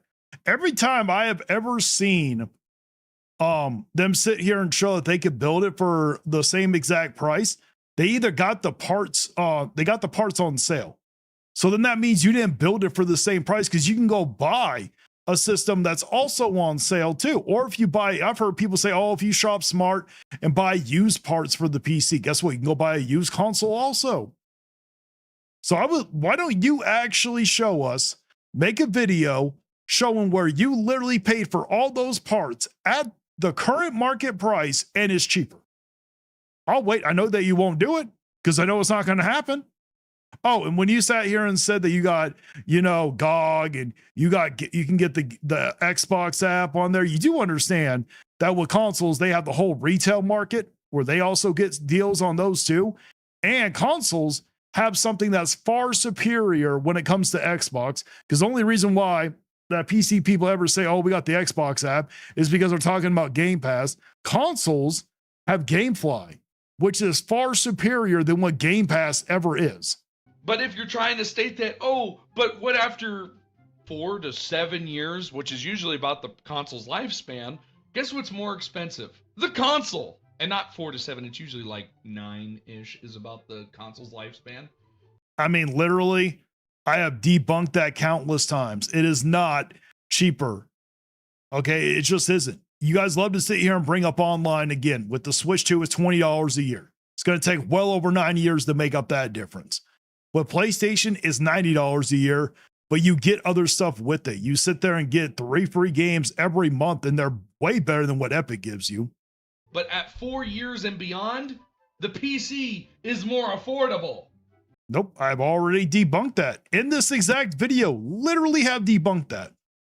And the PC will last you up to about 12 fucking years minimum. You see how fucking stupid? Yeah, go buy a Steam Deck and see if it lasts you 12 fucking years. You can't upgrade it. The thing's already fucking outdated. Even before the price hike, the fucker was outdated. In 12 years, you ain't going to be able to play modern games on that damn thing. It can barely even do it now. Did you sound? Look, having free online is great. I've never agreed with paying for online in the first place. That's one area where PC absolutely has the advantage. But when you actually break down the total cost of ownership, the numbers tell a different story. A Switch 2 costs $450. With that, you're getting the system, a dock that's worth $150, controllers that would cost around $100, and an HDMI cable, which is probably about $15. Everything you need is in the box. Now look at the Steam Deck. What do you get? The handheld and a carrying case. That is it. If you want the same experience as the Switch 2, you need to buy a dock, controllers, and the other accessories yourself. There is someone that in my community did a nice little sheet for you so that you can see it, because I know that this is going to hurt your little feelings. Oh, let's hear it. But you're just insanely wrong. No. Literally, the Steam Deck only comes with a carrying case. Everything else that comes with the Switch 2 comes with. So how am I wrong? Like, completely. Because now the Switch 2 is $500. No, it's actually not. And the total amount that you'll get for... Okay, so just so people can prove it, because apparently I'm dealing with an imbecile. But just so everybody can see it, okay, the Switch 2 is not $500. This is off of the Nintendo website. Nintendo Switch 2, $449.99. If you want the bundle, okay, which is $500 fucking dollars, but it comes with a choice of one of those 3 fucking games. Okay? It does not go up to 500 until fucking September. So that person who literally made that for you sounds like they're a fucking idiot and don't know what they're talking about, Desire. Maybe you should have actually done some real research before you decided to upload this fucking video. About 8 years, about the lifespan of the. Okay, Switch Online is $20. So yeah, it'll be 160, but guess what? Not everybody pays for online. You do understand this, Desire. You do understand. Let me look it up real quick. How many active NSO members? Here we go. How many active ones? There's only 34 million active members. Okay. With 150 something million Switch 1 sold, over 20 million Switch 2 sold, but only 34 million active members have online. The vast majority of the people who have a Switch or a Switch 2 don't even have online, so that goes out the window. Upgrade packs, guess what? You don't have to pay for those upgrade packs. Okay, especially if you have the expansion, the upgrade packs you are literally showing right now are literally free. Okay, terabyte of storage. Guess what? You don't have to get a terabyte of storage. There are many people that are literally rocking the base fucking storage. Okay, Switch 2 Pro controller. You don't have to. I would recommend it, but you don't actually have to get a Switch 2 Pro controller. Okay, and then you got those physical, excluding the physical secondhand market. Of course, they want to say excluding it, but when you notice, when you go over here, you'll sit here and bring up Steam sales. You'll bring up, you know, you guys always love to bring up key sites and shit like that. Come on here. The console is $2,340 to $2,580 is your amount spent. That's with the Pro controller, as well as adding a PS5 controller to the Steam Deck. Not that I believe you should. I genuinely don't. But the Steam Deck costs about $1,585 to $1,700. Now, we'll say it this one. I am happy that whoever did this chart for you recommended a PS5 controller. So even your friend knows that the Steam controller is trash. 75. So, and that's with the current Steam Deck price. And I literally just debunked that whole fucking thing. You don't have to get online. And then he sit here and literally is bringing up, excluding the secondhand market for video games, because it completely debunks everything you have to say. And you can lower it down with the Steam Deck and lose $190 if you go after the Xbox ROG Ally. Heavily recommend you do. See how that fucking disproves you there? You didn't disprove me. I literally just disproved you with very ease. Especially because whoever did that damn thing for you is such an idiot that doesn't know that the Switch 2 is $450. Doesn't go up to $500 until fucking September. Here in America. I'm not talking about other countries. If you're in another country where if you convert, it comes to be $500, I'm talking USD. And I already know what your argument's going to be, because you're most likely going to end up watching this video. Oh, Desire, but I can go get sales on these games. You can? You do know Steam sales exist too? Yes. Trust me, you guys always love to bring that up. Guess what?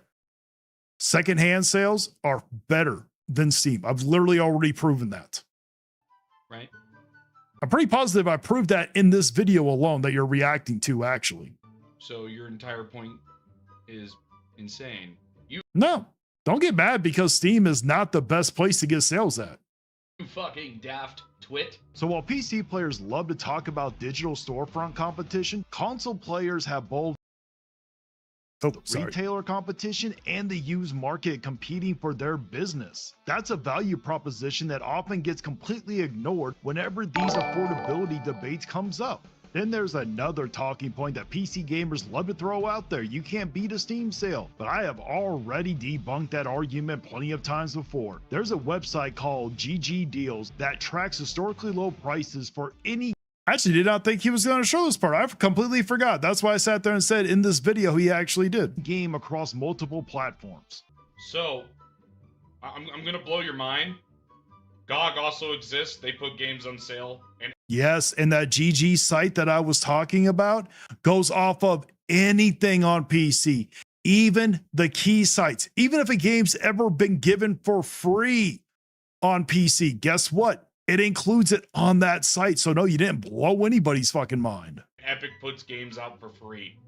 So, And that completely included it. Again, do some fucking research, Desire, before you actually publish a video. your entire point gets disproven. No, because even though I said the sale goes off of anything on PC, literally, the website literally tracks anything, any site. Doesn't matter if it's Epic, GOG, Steam, the key sites, it tracks it all. And it's not like, oh, it's just these few games that they literally released this game for free. So, Yes, it is rare, but Epic does release very rarely, maybe 1 or 2 games a year, a very high quality game.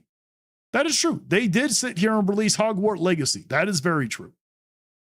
But they've only released one other game since in like the last 9 months. There's only been one other game that you could consider somewhat high quality, and that was Callisto Protocol.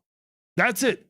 All the rest of this shit has been shovelware fucking slop on Epic. come back at me when Nintendo does that. I can wait. When they Well, you can come back at me when you actually do some real research. How about that, Desire? Even though I'll give you one thing, you're doing a much better job than that Raymond YouTube 1 dumbass did. release an actual full-blown, really good experience that was released at $70, but is just given away for free at a certain time. Reality shows a very different story. Now, the last thing these fanboys love to bring up is emulation. I'm such a Steam fanboy that I bring up other sites to Steam. I'm such a fucking... Well, like I said before, I was wrong when I called you a Steam fanboy, but all this constant deflection, trying to be like, oh, you don't need a Steam Deck, you're starting to dip your toes into the fanboy territory. PC fanboy. I buy other devices like an Xbox, a PC, a PS5, and a Switch 2 for my children. I'm such a fanboy, man. Who's this fucking dweeb? Oh my god, bro. I'm such a Steam fanboy, guys, that even in the tweet shows, I bring up Steam, GOG, Epic Games, PC, Xbox PC, and any other launcher. This fucking guy. Oh my god. Well, like I said, I was wrong before. I called you a Steam fanboy. You are a PC fanboy. That one is true. That one, I will sit here and die on that hill. But through this whole video, I'm sorry, Desire, whenever you sit here and bring up the whole deflecting of sitting there saying, oh, you don't need a Steam Deck, or whenever you're trying to make it seem like that they're not anti-consumer, you are dipping your toes into that fanboy territory. Just like maybe you don't realize that, and I'm just letting you know. And now let's get into the meat and potatoes as to why I call this man a cockroach, and then I'm going to expose him for being such a cockroach. I mean, you literally haven't proved nothing. You haven't exposed me at all. And here we go. I never said Olive Valve was anti-consumer.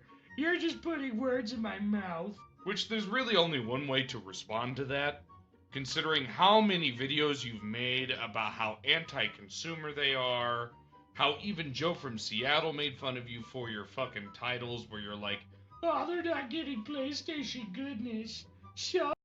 Yeah, that was meant to sit here and trigger people. Okay, I was annoyed at all you guys sitting here attacking me for trying to do the right thing. So it's like, you know what? You guys want to throw a fit? Here, I'll give you guys something to throw a fit about. And I already responded with Joe from Seattle, so that's fine. which for starters is insanely fucking cringe considering the fact how much older you are than I am. I just have to get that off my chest real quick. He is older than me, talking That's okay. Age has something to do with this. like a 12-year-old. Oh, God. But that's not... So are you saying that Frit talks like a 12-year-old because he says suffer all the damn time? I can let Frit know that you're sitting here saying that stuff. It sounds like a 12-year-old if you want. Not even the worst part. This worst part is this. Where's the hard confirmation from PlayStation? Or is it once again, like everyone has been saying, a rumor? maybe you should have watched the fucking video, because I never said it was a hard confirmation. I never said it was factually going to happen. I literally said in the video, allegedly. Again, do proper research before you actually upload a video. Rumor that a guy overheard another guy say, verbatim. Not that I'm trying to state, oh, I don't believe PlayStation would do that, because they're really that stupid of a fucking company to do that, because instead of making better ports, or making the ports less late, or maybe changing the price of the ports, they would just take their ball and go home because they don't know what the fuck they're doing. But I agree. I'm not the one that said any of that. I never said that was going to factually happen. I never acted like it was going to factually happen. You guys are the ones that are running with stuff and didn't do proper research. That's on you and Joe for that one. back to the topic at hand, I state, quote, "No, you've just insisted it quite a lot as of late," and your response was, "Because they have done a lot of anti-consumer things as of late." Which, that was just insanely fucking dumb, because this is... Nope, I've literally proven it. You even sat here and said, oh, I keep doing videos. Maybe you should have watched them. You actually would have learned something. Before the fucking Steam Deck went up in price. And I asked you to name them, because only thing I could personally think of was the garbage loot boxes and Counter-Strikes. But I'm not really going to make a big stink out of it, considering the fact that it's a fucking free game. Of course you want it. Of course. Just keep that up, my guy. And you don't need to do that. Still fucking stupid, but at the end of the day, you get something instead of just putting money into something and getting nothing. And you can turn around and turn that item into a profit. But let's read what this idiot has to... I want to be careful saying that. Just so you know. Apparently there's some lawsuits going after about because of that from what I've heard. Stay in a I'm joking. response, shall we? He says, discontinuing the LCD model, leaving a price gouging OLED model, which it wasn't at all. It was. And it's OLED, not OLED, OLED. You're insanely delusional to think that. And you're trying to state it has malware problems on games because... There are games that are on Valve that had malware problems. That is actually a factual thing. Apparently that's Steam's fault and not the dev's fault. Okay. It's both fault. Okay, it's criminally Dev's fault because they're the ones that put it in there or allowed it to happen in the first place. But it's Steam's platform or Valve's store. Valve is responsible for the security. If their security wasn't so trash, then it wouldn't have been happening in the first place. Okay. And apparently they're gouging on accessories when they're really fucking not. And most likely price gouging on the Steam machine despite it not fucking being out. Like, do you understand that when he says recently and all these things that he says, not a single one of them's recent?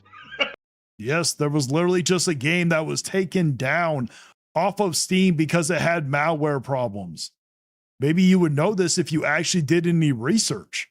And the one thing I love is how you guys will always sit here and defend Valve, say, oh, it's not Valve's fault. That one is the developer's fault. Well, then how come when it came to PlayStation, when they got hacked and all that personal information was released, how come none of you guys kept the same energy and said, oh, well, that's not PlayStation's fault. That's the hacker's fault.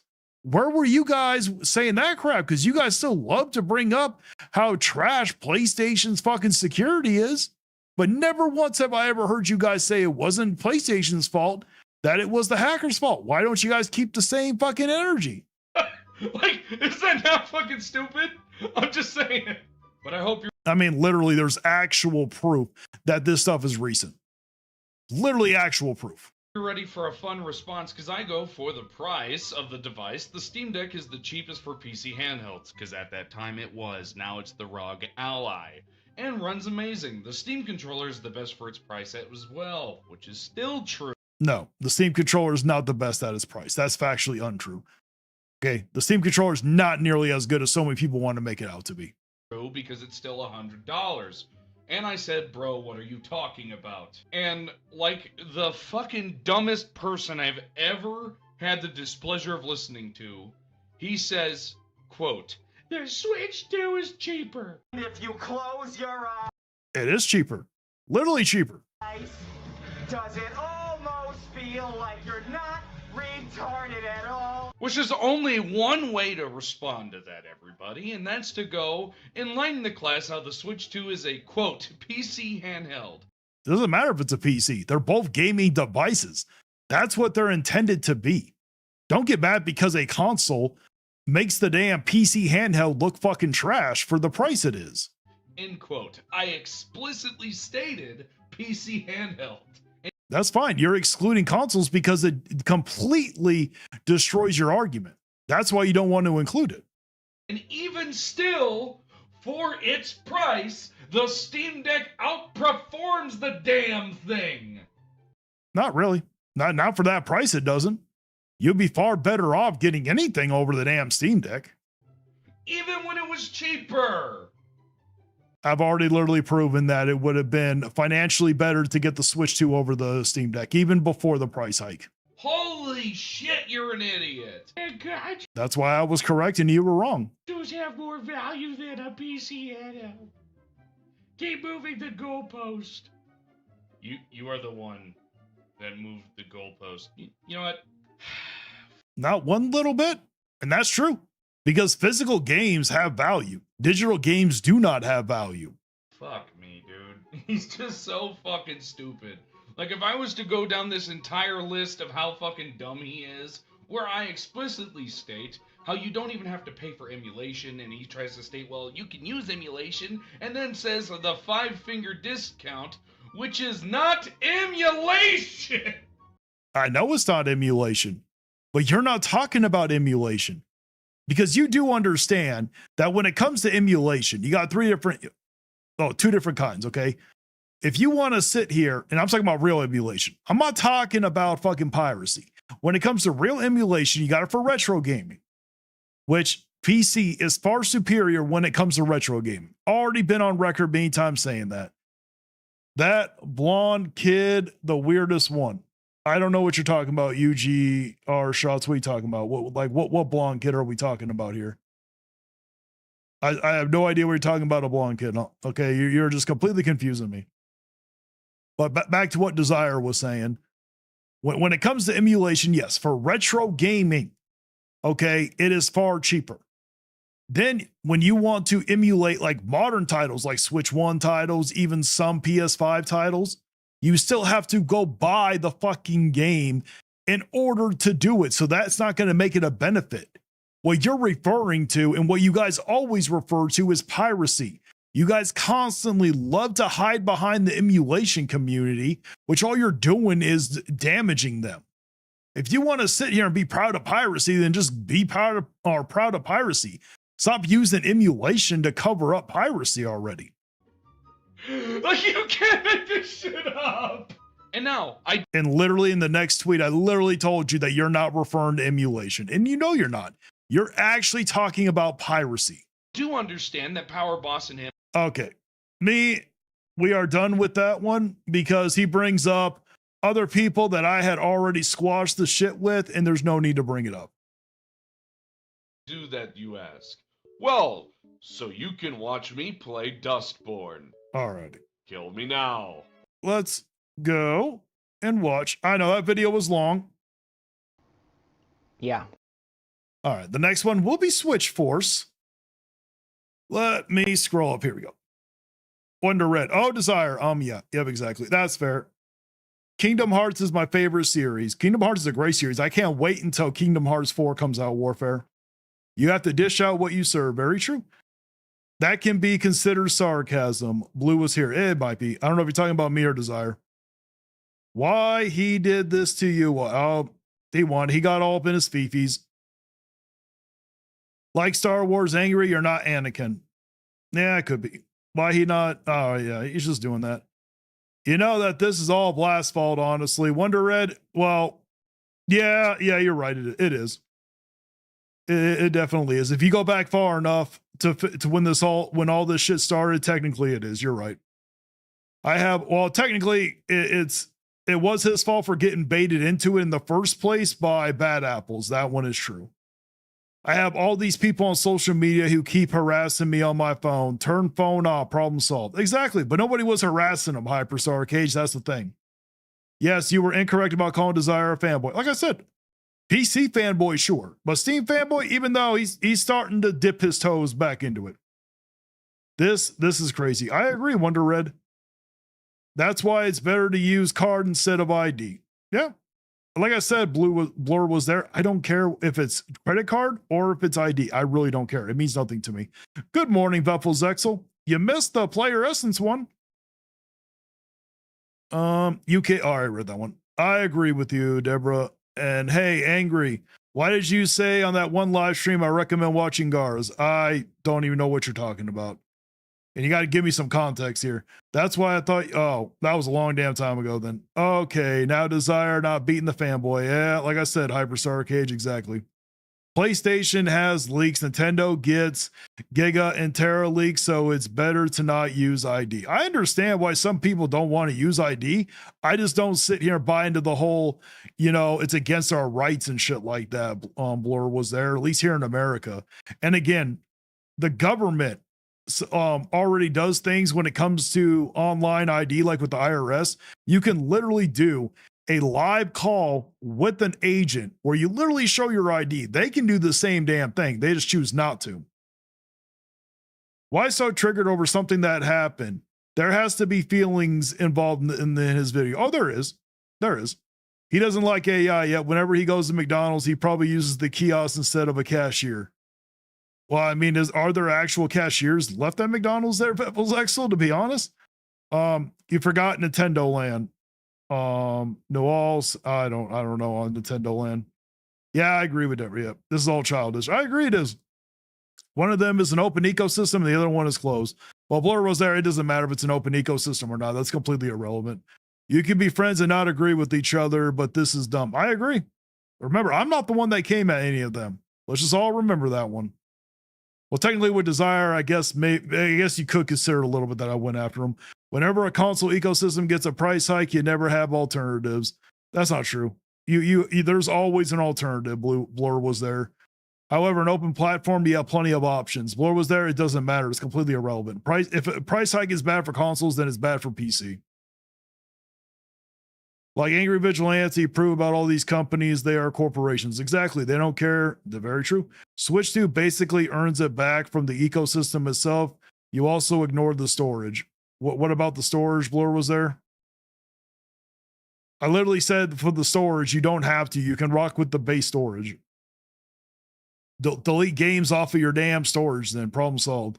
I even said a reply to his video saying that this is all childish with the salt miners blowing raspberries at each other. I agree. But you also have to understand, Hyperstar Cage, sometimes some of them just cannot handle the truth. Desire, you need to stop, man, all because you're acting like a fan. I agree, Deborah. I also stated if everyone would just help each other, educate them, and help them instead of tearing them down. It probably would be, but the problem is, Hyperstar Cage, even though I can admit when I was wrong, they can't accept that they're like perfect idol Valve and Gabe Newell. They just can't accept that he does things that are anti-consumer. That's the problem. No casual will look at the Steam Deck at that price and be like, I'm getting this. It scares them. I think any hardcore gamer ain't gonna look at it. All people want to do is buy a console, pop a game in, and play. Exactly. What's up there, Stephanie Browse? The Steam machine had a chance to be consumer friendly, and with the library of games, they screwed all up. That's true. The games that Epic gives isn't all shovelware. I've collected games for 8 years on Epic. Blur, I said that there are rare games where they are not shovelware, but the vast majority of those games on Epic are literally shovelware slop or extremely cheap indie games. Okay, they could be good, but a lot of them are extremely cheap. But okay, I don't know. Wrong one. I've collected over 500 games, and I can say around 100 of them are pretty good. Well, Blur was there. 1 out of 5 for spending an extreme amount of money to be able to get a gaming PC. 1 out of 5 games is good. I don't know if I think that's a good thing. Just saying. Not everyone has time to research. Oh, that's true, Hyperstar Cage, but like I sat there and didn't do proper research about the whole Texas thing. I wouldn't say that's really an excuse. If you're going to upload a video, you should always find time to do research. They have bills, kids, and jobs. Yeah, but if you're going to upload a video, you got to make sure you do that research. Even though I will give Desire one thing, at least he didn't bring up the whole me using AI and trying to defend other people for using AI, but make it seem like it's bad for me, like the other people I've been trying to do. Yeah. My friends can't even afford the PC. I understand. As long as the Switch 2 exists, it will have cherry-picked games, to be honest. What do you mean, Blur? I don't understand what you mean by that. It's still expensive. Very true. If you find the parts for cheap and then build one, that takes time. That is true. So the Steam Deck is a ripoff. Oh, it is, Deborah. At that price point, absolutely. I show up here sometimes because I learn a ton and I wouldn't understand otherwise. I appreciate that, Zoe. Thank you so much. Well, the Steam Deck with the new price is a ripoff. Oh, it is very much. It will be $500. Yeah, I know, Blur, but that is in September. It's not $500 now, technically. The whole reason why is because there was something on Twitter where someone was like, "Oh, the Switch 2 is $500, not $450. You're wrong." And then I said it's $450, and I think Desire might have chimed in, or maybe that was the person that made that chart for him, because I sat there and made him feel like an idiot or something. Check the including tab. I didn't see the including tab. I just hope this beef is squashed after this. I don't know, Hyperstar Cage. We'll see. Like I said, I got nothing against Desire, but I got a reputation to uphold here. Don't forget. Oh, yes. Please like the stream. They literally throw stones at Angry. Yeah, they are. And they get mad when I blast them back. If only Blast didn't send that tweet. Well, Wonder Red, technically, it wasn't Blast that sent the tweet, Wonder Red. Like what happened, what technically happened was I was going back and forth with someone who I originally thought was a troll. So I was trying to trigger them because I wasn't taking them seriously. And they ended up name dropping Blast.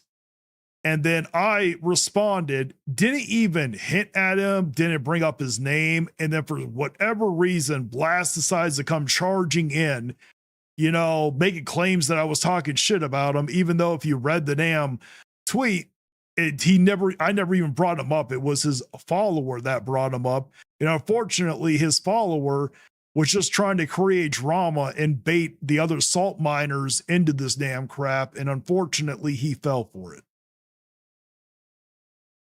The LCD model was discontinued due to RAM differences between OLED. Oh, did I miss it? Damn stupid thing. The LCD model discontinued due to RAM differences between OLED and LCD versions, just to remind you that. Well, Blur was there. If you really want to believe that, then that one's your choice. I honestly believe that the reason why that they wanted to discontinue it was because they were going to have to raise the price on it or something, and they just didn't want to do that. So it could be because of that one. Here's an example. What if something on my social about something I don't agree with and I get attacked for it? You think I would just take it? Exactly, Hyperstar Cage. No, I wouldn't. I will be mad. Exactly. Yes, Steam controller isn't the best price, but there isn't a controller that is similar to the Steam controller. Well, that's the problem. Valve knows that it's integrated with Steam, so they know that they could charge more. Like the controller is an okay controller, but when it comes to those touch things, like I was playing a review code of a game where it is a keyboard and mouse type of game, and because of how bad those touchpads are on the Steam controller, I ended up having to still grab my mouse to drag and drop stuff because the controller wasn't working right. I told my friend if they want to switch to with the game, just get the bundle at this point. Exactly. From your thumbnail, I don't know his name, Switch Force. Oh, I couldn't even tell. Oh, okay. UGR Shorts got you. Oh, you're right, Angry. I meant to say people keep sending me stuff on my phone and she should just turn off. Yeah, exactly. They have Switch Force. He should turn off his phone. Exactly. Have you reacted to Meat Show? I have no idea who that is, UGR Shots. They should also accept that their favorite companies have huge flaws, and if they can't accept it, then they aren't the solution. I agree. See, the thing is, I come at all the platforms. I come at Nintendo, I come at PlayStation, Xbox, and Valve. I don't glaze any platform. It's always a different take, but I have to give out a fair take. I understand. I meant by not everyone who wants to get into PC ecosystem don't have time to research, dude. Oh, okay, that's what you meant. Okay, now I get it. Research should be done if you're trying to make an argument. That is true. Angry, have you reacted to Micho? I have no idea who Micho is. I got it before the price bump, but RN 450, 500 ain't bad when we got 1,000 plus going on now, especially since tax adds 10%. Yeah, it's fucking ridiculous.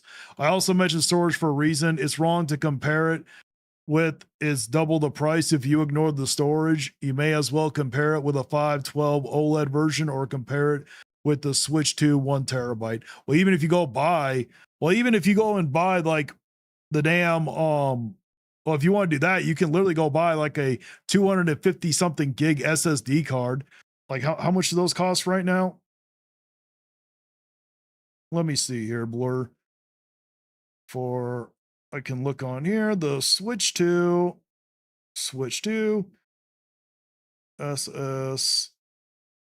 SSD, Switch 2 SSD card express. So, okay, it's $91 to get the 256 gig one, and that'll put you at that 512. So yeah, you can see here, take away $90. So what is that gonna, for the $90, that'll save you, let's see here.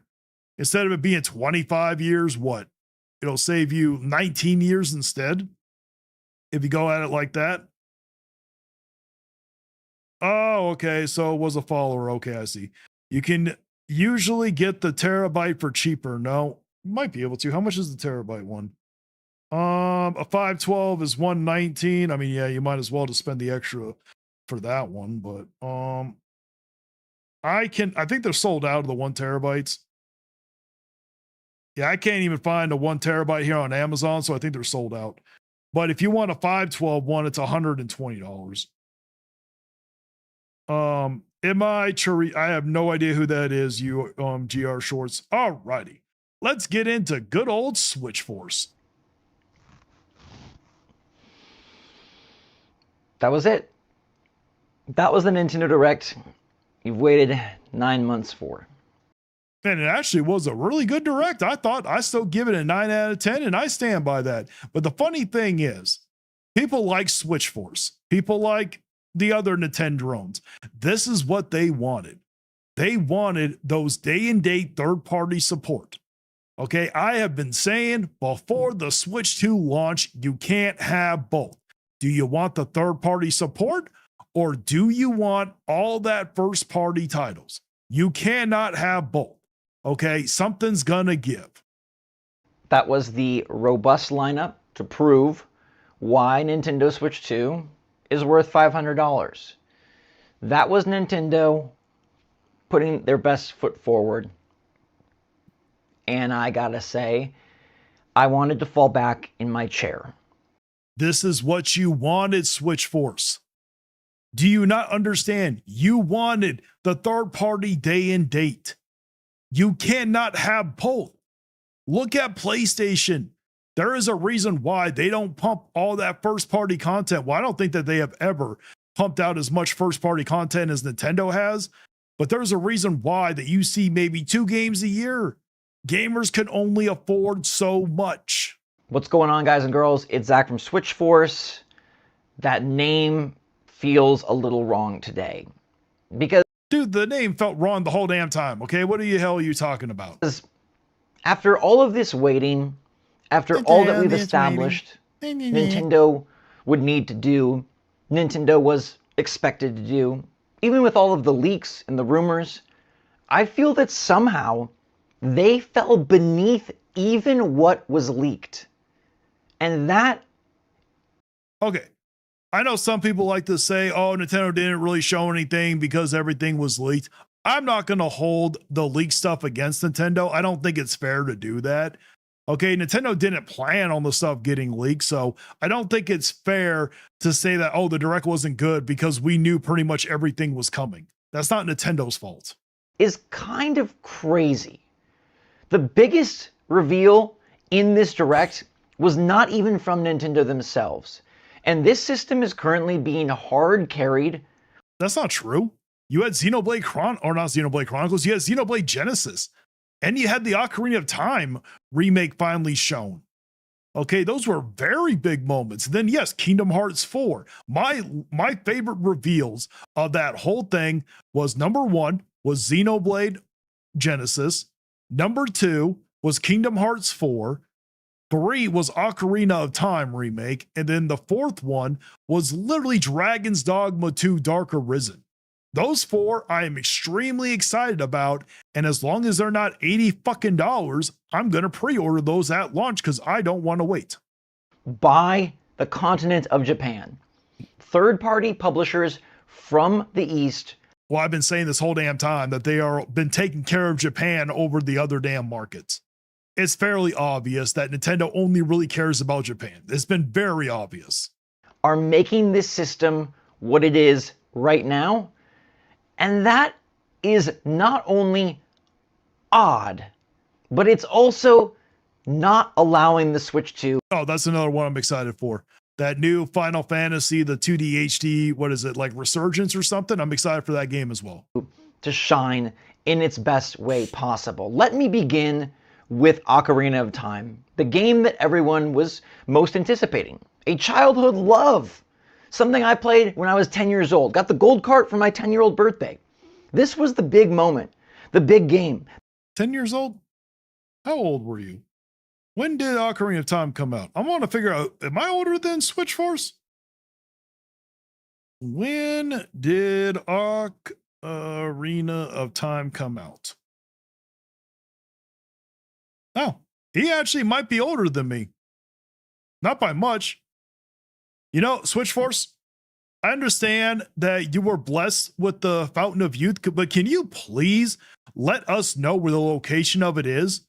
Okay? You are older than me, and I look older than you. You really need to reveal that location. We really need to know. The holiday tentpole. And even if I didn't want it to be the holiday tentpole, everyone was telling me, this is the holiday tentpole. Wait till you see it. We didn't see it. I agree. They should have. I'm still excited that at least it's been confirmed, but I still gave it a 9 out of 10. If they would have shown a lot more for it, I would have gave it a 10 out of 10. Like, what would have put this thing at a 10 out of 10 if they would have shown more of Ocarina of Time and if they would have ended it with Ocarina of Time. There was no reason to end it with Devin Pritchard. I understand she's a new president. They should have got that out of the way during the direct before this reveal. You should always start a direct with a game and you should always end it with a game. Plain and simple. I mean, we know the game exists. We know just as much as we did before the direct. We know that there's an Now, technically, we know more because now we know it actually exists. Before, it was just a rumor. Ocarina of Time remake in 2026. Is it a one-for-one remake? Is it a big, bold reinvention? A reimagining? Is it something that straddles the... Well, I mean, if we go off of anything that they have remade, Super Mario RPG remake added some stuff. So generally, when they do a remake, they generally do add something to it. Line? Is there new content? Is there nothing different? Is Hyrule opened up? Does the game look mind-blowing in action? Nintendo did the rare thing that they don't do and others used to do, which is just show... Used to do? Switch Force, they still do it, okay?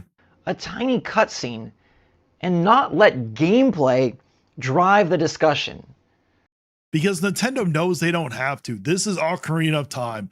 This is one of the most beloved games of all time. It's still the highest rated game of all time. They know that that's all they had to do. And technically, they've done it before. We all remember the Metroid Prime 4 fiasco, but at least we don't have to wait that long. Now, I don't think we're going to get another big direct until next year, but I do think we will get like a Ocarina of Time direct, maybe in September or maybe the Zelda 40th anniversary type one. But I do not think we're going to get another big general direct until next year. I think that Nintendo's only going to do one general direct. Maybe they'll combine the third party and the first party ones and make it just twice a year.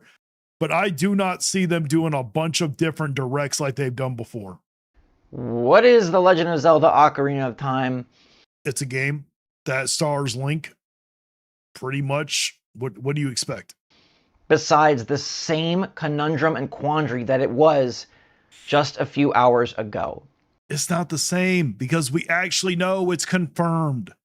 Okay? Just think of it like this. If Nate would have never said that it was going to be shown off, everybody would be freaking out. The game would have been hyped up way more.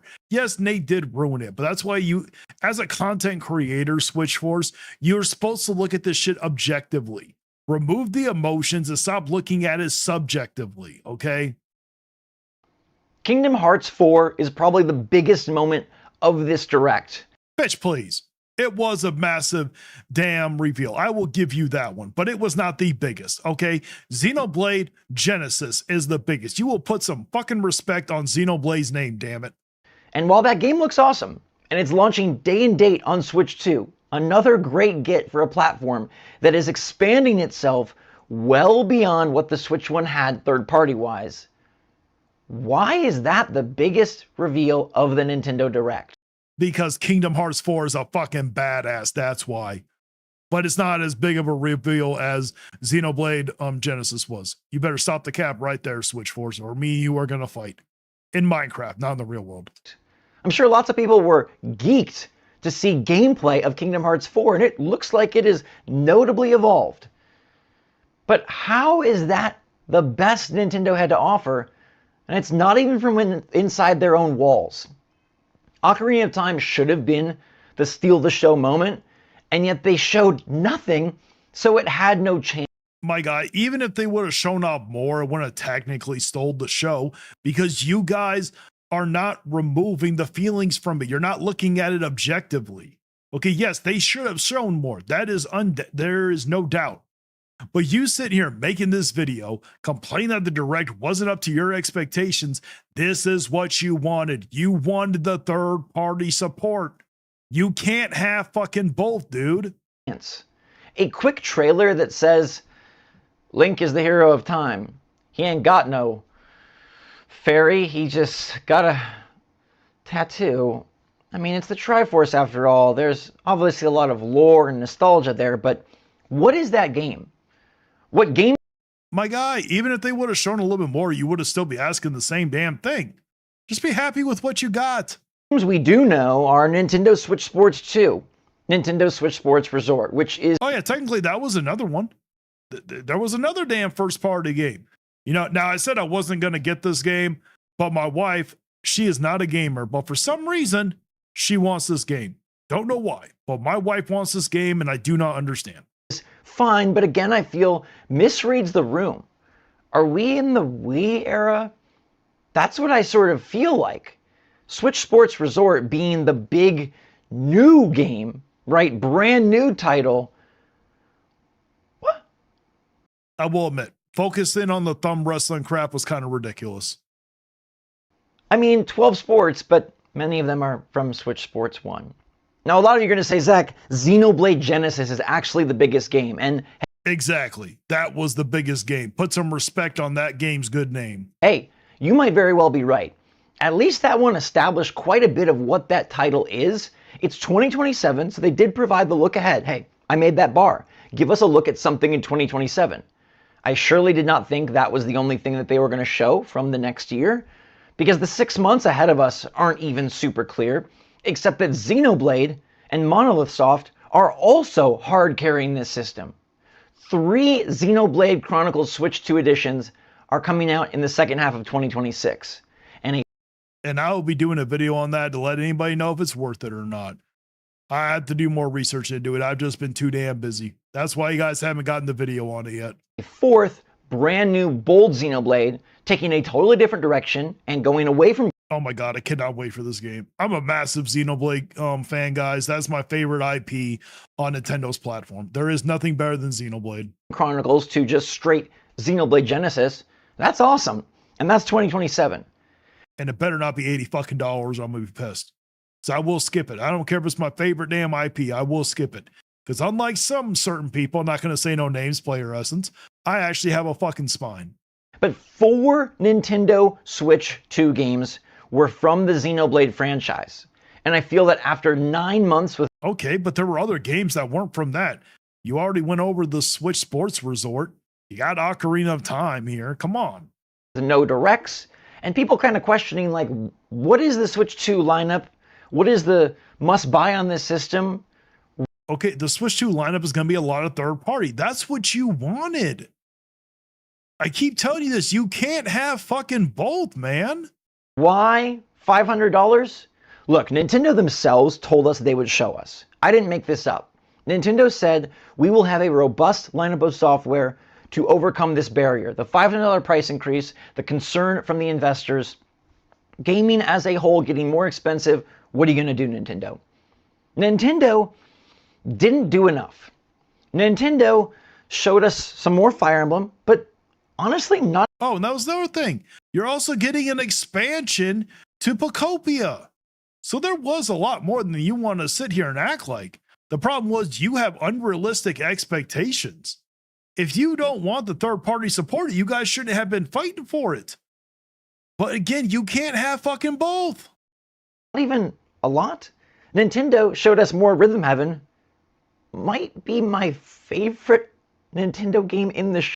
I agree. Monolith is carrying Nintendo a lot right now, but I am fine with that because I love Monolith Soft. And it's a Switch 1 game that's also playable on Switch 2. Okay, right now it sounds like you're gonna cry. Okay, I'll stop yelling at you. Now I'm feeling a little bad. Switch Force, that you're starting to cry, just a little bit. July is going to be really fun, that's for sure. And third parties, man, are they delivering? Without Capcom, what would we have had today? Capcom is literally crazy right now, and they are Nintendo Switch's guardian angel. Makes you wonder why, huh? I don't think it has anything to do with Capcom being out of Japan. I don't think that has anything to do with it. Dragon's Dogma, Devil May Cry, Resident Evil Veronica. I am very excited for the remake of Resident Evil Veronica. I know some people that might be watching right now do not like remakes. I am fine with remakes of older games like that. Now, I don't want a remake of a PS4 game, okay? Yes, I'm looking at you, fucking Sony. Is Capcom not doing for Nintendo Switch 2? What are they not bringing? Onimusha, they've got it all, and they feel like the first party. If I looked at this system from an alien perspective, right? I'm flying down in my saucer. I think Capcom makes the Nintendo Switch 2. Probably does. You know, only unfortunate part is they're putting everything on a game fucking key card. Weird to say, right? But they picked a strange name, just like Sega Dreamcast.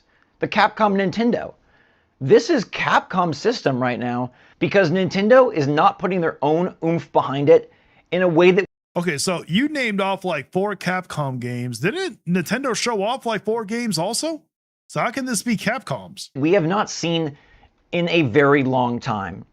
The Nintendo Switch 1 era was all about Nintendo being at their most creative they've ever been.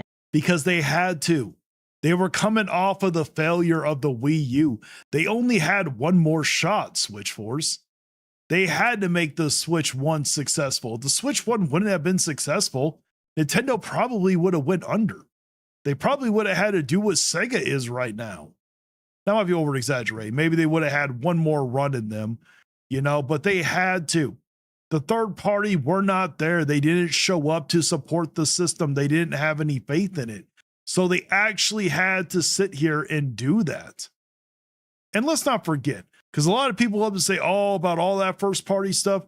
A lot of the first party stuff they got was reported over from the Wii U. But since most people did not have a Wii U, they didn't know. Okay, I didn't know that many of those games came from the Wii U. All right, I never knew that Breath of the Wild, even though they love to say that it's just a port from the Wii U, technically it's a cross-gen game. It was released the same day as the Switch 1 came out. Being at their most bold and exciting and interesting. The Switch 1 kicked off with an incredible year, and it carried forth with 18 months of awesome hits. I'd argue that the first 3 years of that system were truly incredible. And the Switch 2 is officially showing us that the first year and a half does not hold a candle to its predecessor. Now, Well, yes, because of the big heavy hitters that the Switch 1 has come out with.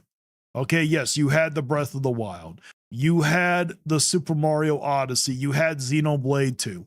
But you're getting Ocarina of Time, which most likely is going to be better than Breath of the Wild.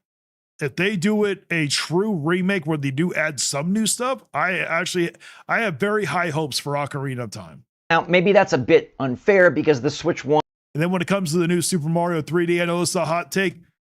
I can go without another Super Mario 3D for a while. I know that a lot of people want one. I'm getting tired now from Mario, if I'm being honest. One is so freaking great. Nintendo set the bar so high, but they set it themselves. Nintendo is the one who proved what they're capable of with the Switch 1. And this Direct here. Because they had to. They don't have to do it as much now.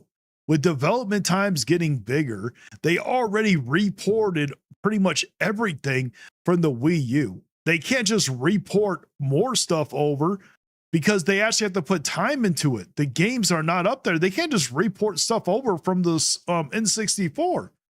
It's not going to look good. Here proves what they're also capable of. Today we saw a different Nintendo. A Nintendo that feels... Oh yeah, Zoe just brought up a point. There was a remake of Pokemon Let's Go when it came to the Switch 1. They don't need to show you the games that are coming. A Nintendo that feels third parties will do the legwork. A Nintendo that feels you've already bought this. That's what you wanted. You wanted that third party. If Nintendo released the same amount of first party support as they did in the last generation, the third parties would dry up, man. Switch to in droves, you're in. A Nintendo that is behaving absolutely the opposite of how they behave. What the hell? Come on, my guy. I don't have the best grammar either, man, but if you're going to sit here and say a word incorrectly, you're going to make up one, at least sit there and edit it out. During the Switch 1 generation. And for me, that is a great fear realized that Nintendo from the front of the pack would once again behave dramatically differently than Nintendo from the back of the pack. This is what you wanted. Haven't you ever heard the saying, be careful what you ask for? When they have the glory and the goods and the hardware in front of them, do they step to the challenge or do they wilt behind their own winning? And today showed that Nintendo has reverted. They no longer look like the eager or energetic company they were in the Switch 1 era. They look like a company comfortable with their seating, and all they want to do is extend that without extending themselves. To me, that's a huge disappointment, and it's something that... You can be disappointed all you want. This is what you guys wanted. When this thing launched right away, you were saying, I want that third-party games date and date. Give us those third-party games date and date. That's literally what you were saying. You got what you wanted. At the most fun, creative, and inspiring company in the gaming industry should never be boring. When Nintendo feels confident, when Nintendo feels... Okay, I would not say that Direct was boring, my guy. Okay, now you're just reaching to reach. Cocky. When Nintendo feels ahead of the game, they bring forth this type of show. I didn't feel like we were seeing a system, witnessing a lineup that was the fastest selling home console ever. Nintendo has the most Switch 2s out in the shortest period of time, and the lineup that they delivered from the first party was genuinely upsetting. I thought what they delivered was perfectly fine. The price point, that's on another damn level. I know Ocarina of Time is a big moment for many, but at least show us the game. At least give... I agree. But was it as bad as you're trying to make it out to be? No. Give us what kind of game this is, how to look forward to it, and why did the Duskbloods take a page out of Ocarina of Time's book? Even if they would have done that, you would still be complaining right now. Even if Nintendo would have released all that stuff, you just want more. That's what you want. You want more games. Another cutscene, followed by, yes, a closed network test this summer. It'll be cool to get hands on, but we learn nothing more about the game. I feel like... Well, I am not excited for it. All right, I'm done. We got one more video after this, so let's read the messages. Let's see what everybody has to say. All righty, Monkey Paws. What's Monkey Paws? a new third party on Switch 1 was not coming a lot, so that's why they're letting more third party come. Exactly. Switch Force is so cringe. Yes, he is. Suffer, Switch Force, suffer. Nintendo knows the third party is worth a lot. Yeah, it can be. It's their fault for foaming out the mouth and coming out with 10 leaks speculate. Exactly, UGR. They're the ones that ruined it. Yeah, because Kingdom Hearts is a huge deal. I agree, Warfare. Nintendo knows they want more third party because the third party games barely come out on the Switch too. Oh yeah, it's just free money at that point for them. And then Nintendo acted like these ports are bad, but at least some people can get them on the Nintendo Switch too. Well, some of the ports unfortunately are. Renaissance is dope. I think it easily beats out the direct content. I don't know about that one, Pudge64, but it is dope. I agree with you on that one. That chart was mainly mine, but I have my own takes, to be honest. I made it 500 due to its inevitable price hike. Will happen anyways, but I already knew it will be at September. Oh, okay, Blur was there. My bad. I did not know that. Well, for the argument being made at that time, I don't think it was really fair for the 450 thing. I already own the Kingdom Hearts collection on PS4, and I'm going to buy it again for the Switch too. Well, if you want double dip, that's your fault. I had to exclude physical secondhand market land. I also included bundle sites that you seem to ignore on your Discord in that chart, sadly. Well, Blur was here. The website I talked about called GG Deals, it included those bundle sites, and it included the key sites. It includes all that. Switch Force is delusional. Very true. Can I get some cheese to go with this one? There you go. They should have did a summer direct later instead of that week. That why it was long and more better live of new games. Well, technically it was a summer direct. Switch Force, they did this for Smash Bros. Ultimate. Very true. And I include on the list that says included that the list is mainly for main customers spending yearly on games. Include past library struggles such as storage at the future. Well, I understand that, but again, you can still have just the base storage and then delete stuff. You don't have to keep a shit ton of games on there at once. And everyone was hyped for it. Very true. Is Hyrule opened up? Don't tell me he's asking if they make it a wild style Zelda. I hope not. I fucking hope not, Autobot. The problem is, isn't this on literally every single Nintendo platform? It's hard to warrant a remake of a game that's everywhere. Nah, not really. If we're talking about Ocarina of Time, not really. You like you Nintendo fanboys should have said something, not nothing. Exactly. Maybe he doesn't respect the franchise if it's not $80 game. Main event on level of Mario, Zelda, Smash, or Pokemon. I hope not, Autobot. Let's not hope that there's going to be $80. I don't have a Micro Express SD card for my Switch 2. There you go.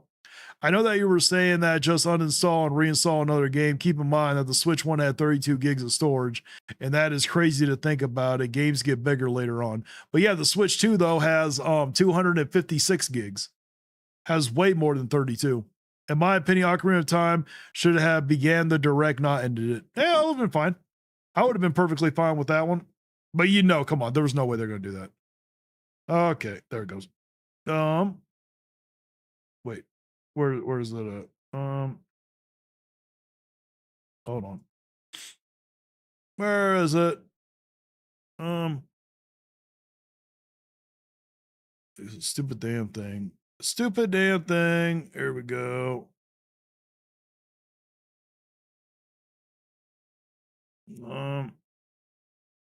Okay, there we go. Oh yeah, somewhere else. I got a 256 gig card. There you go, Warfare. You got 7 games from this direct. Lost one barely. Very true. What are you talking about? Switch 4, 7 games that are coming to the Switch 2 this year. Exactly. I still play my Switch 1 too. There you go. I hope you have fun. There you go. I checked the thing. I meant excluding the bundle sites for a reason. Oh, okay, got you. Monolith is carrying Nintendo, to be honest. They literally chipped in on every open world game they had. Switch Force has 416K subscribers. Yes, he does. And there it is. He doesn't want this many games to actually play. He wants a bucket of ammo for console war. Oh, that's what it always is about. Ignoring the games we already knew, the Direct only had 2 games. 1 lazy game, 1 DLC, and 1 event from first party. and 2 to 3 new games from third party. What? Lazy game? Are you trying to tell me, Blur was here, that Xenoblade Genesis looks like a lazy game? Come on. That thing looks amazing. I will not stand for this Xenoblade slander, sir. Not on my watch. I want third party and first party, but if it had to be balanced because of the release window. Exactly. The expansion looks cool, but I'm waiting for the full DLC to reveal itself. I don't blame you. And they have to know when to release first party Nintendo games. Exactly. Capcom and Square, those two are cooking right now. Shift up starting to show up too. There you go. Very true. If everyone in the world doesn't have a Switch 2 and buy game keycards for $80 right now, he'll feel like he's losing an internet argument. You know it. I'm literally buying Rayman. There you go. Remakes are okay, Mr. Vigilante, as long as new entries have been coming out consistently. Not if the series has disappeared for 10 years and then tries to reappear. Oh, okay, I get it, Zoe. I get it. How'd you know I was talking about you? And the Switch 1 third party was weak due to the third party not optimizing their games. Deborah, the Switch 1 just could not handle many of those games. Okay, Deborah, the Switch 1 was severely underpowered. Many of those third-party games just did not work. And if they would have optimized it, it would have been at a severe compromise. Zelda's a good example. Many new games and then a remake. Pokemon is another good example. Very true. Sounds fair. Yep. Yeah, Nintendo has complicated issues when it comes to porting their used to run on ARM processors. Very true. Now Nintendo be running DirectX, so when they port now a game, it isn't as easy with the virtual console. Yeah, true. Yoshi might be one of my new Switch 2 games. There you go. Good game. Great game. Cry Me a River. Switch Force. Exactly. Cry Me a River. That's as good as you guys are going to get me to sing. I think what Switch Force is really wanting is to have control over everything and cries every time he gets denied. Oh, very true. Do I know GG deals too? But I would recommend you to check those sites as well. They offer really great games for the value when you look for what you want. I know. Blur was there. I get sent stuff on X all the time. You know, like Wario64, he's constantly looking out for deals on all platforms. So I'm constantly checking that stuff out all the damn time. I've seen them, trust me. I almost did buy that one bundle where it was like $15 and you were able to get what were the games? The Diablo 4, and you were able to get Shin Megami Tensei 4 Vengeance. And even though they had some other games, I wasn't interested in those games. The only one I was interested in was Diablo 4.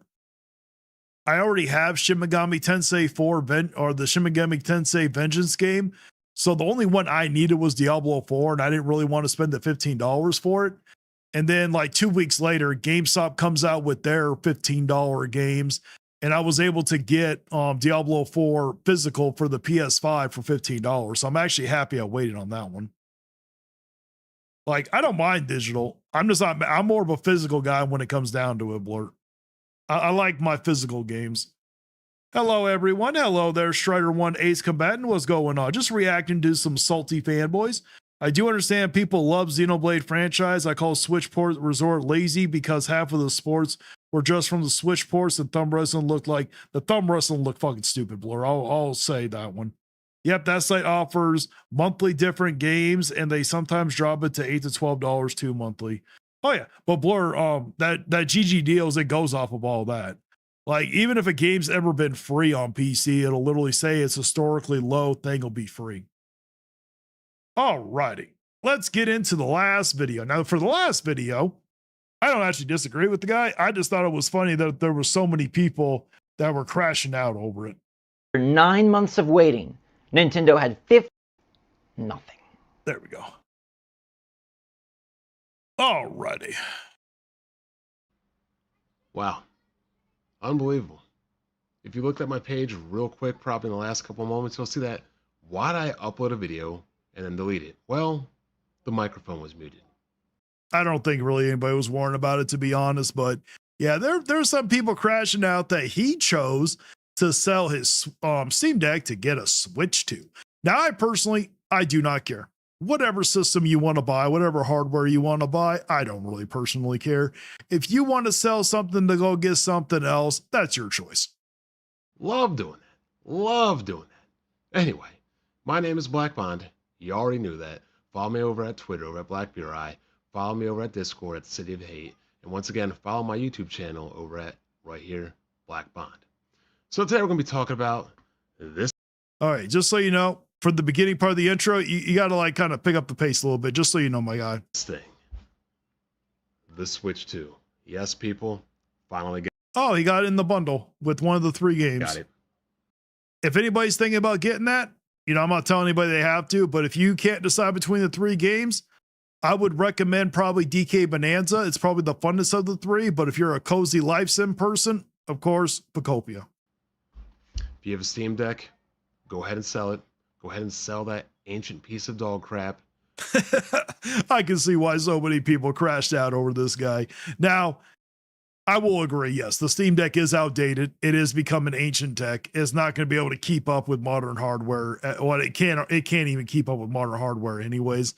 If you want to sell it, if you're not using it and it's just collecting dust, and you actually do want another gaming system, or let's say you want a different PC and you can't afford it, you want to upgrade your current PC, hey, you probably should sell it if it's just collecting dust and you're not actually using it. That's your choice.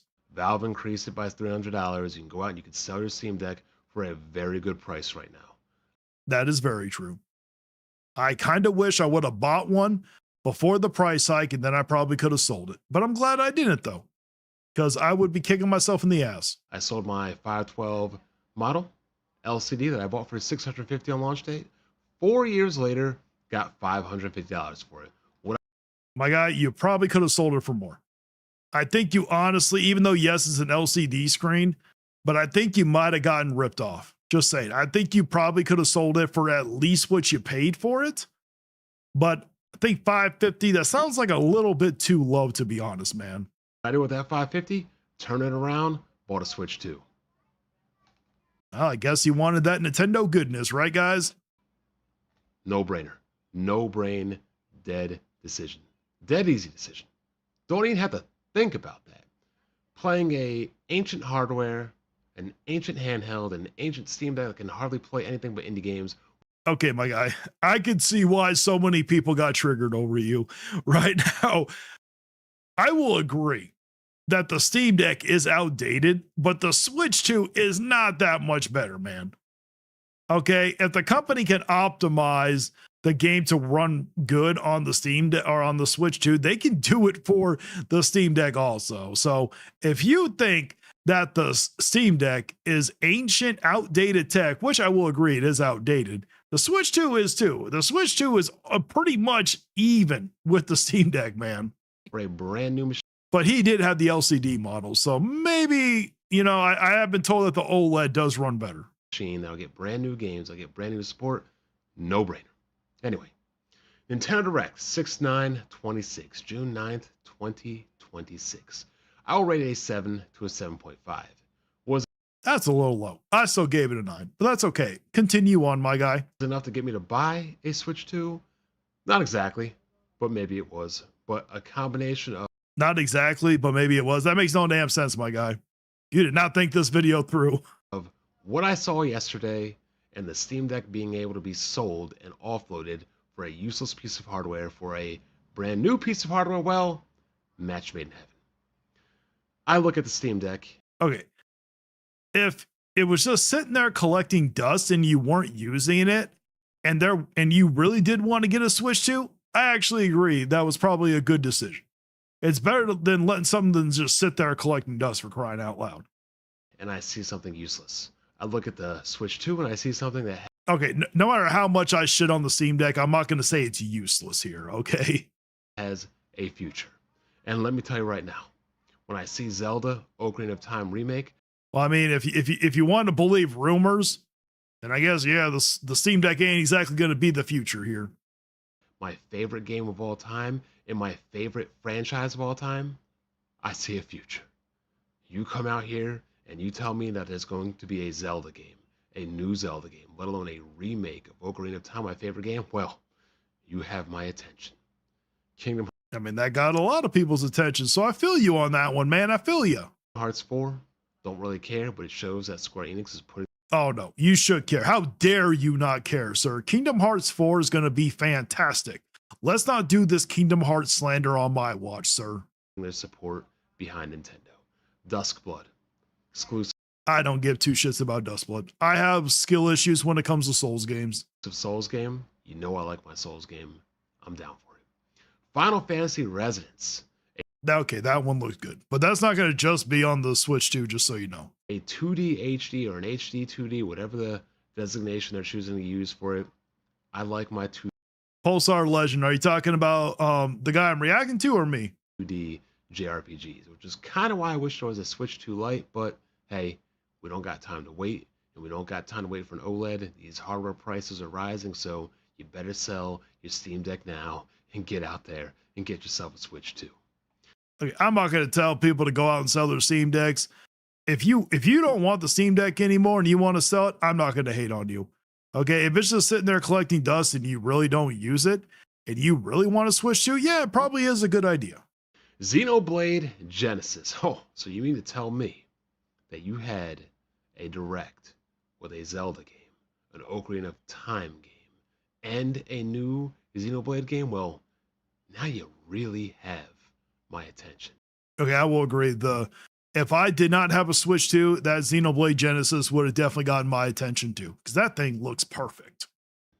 And not only that, but updates for Xenoblade 1, 2. Okay, the updates, to me, they seem a little overpriced. I got to do more research into them. Maybe soon that video will be coming out. We'll see. And 3, 60 frames, better resolution. I can actually play these games, not in sub HD, but not in sub SD, but actual true full resolution HD at 60 frames per second. Count me in, because Xenoblade. You know, I understand this is probably the first guy I've ever seen get excited over those damn Switch 2 editions. I think many of them should be free. But that's just me. 2 was a disaster on the OG Switch. I'm sorry. That resolution was crazy. To be lower than standard definition is crazy. But you know what? Now we get to play them all in their full glory, the way they should be played, or at least a better way. I agree. But they should have been free, because you have to buy the Switch 2 to access them in the first place. Play them. Switch 2 Sports, or whatever kind of sports they're calling it. Look, people, we all know these aren't the greatest games, but to this day, Wii Sports is the biggest chick magnet ever in gaming. Well, I don't have to worry about that. I'm a married man, but my wife is not a gamer. For some reason, she wants that Switch Sports Resorts. I don't know why. Mario Kart and Wii Sports. So any kind of additional Wii Sports, Wii U Sports, Switch 2 Sports game is definitely going to be in my library. Fire Emblem. So you buy games because you want them to be chick magnets? Like, you see them about my age here. If you need games to be a chick magnet, my guy, you're doing something wrong. Fortune's Weave. You got me. It's $80 fucking. How did they get you? Did you even know the price before you did this video? You got me. Zelda, Ocarina of Time.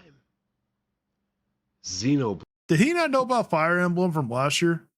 Because that thing was shown off last year. A new game.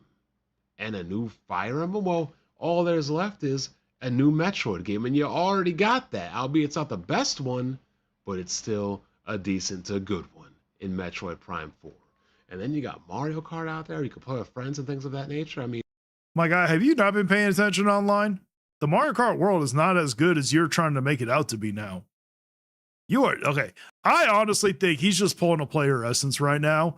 Like when Player Essence did his video saying he sold his Switch 2, I think this is more for performance. I think he's trying to get other people's attention. I really do.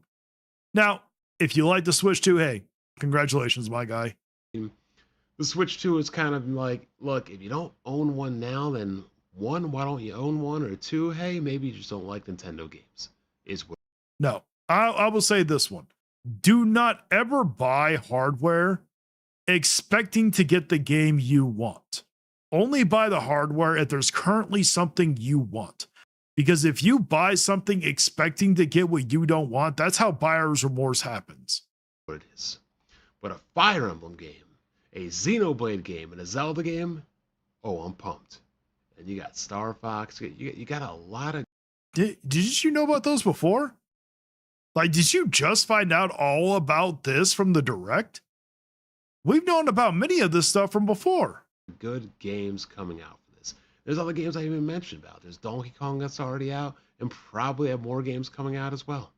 Okay, so Zoe just confirmed.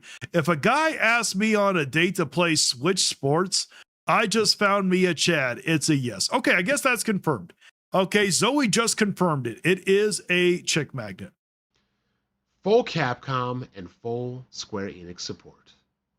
No matter what Square Enix makes, whether it's Final Fantasy Remake, Final Fantasy... Well, I mean, technically you have no idea. Just because they're doing it now doesn't mean they're going to do it in the future here.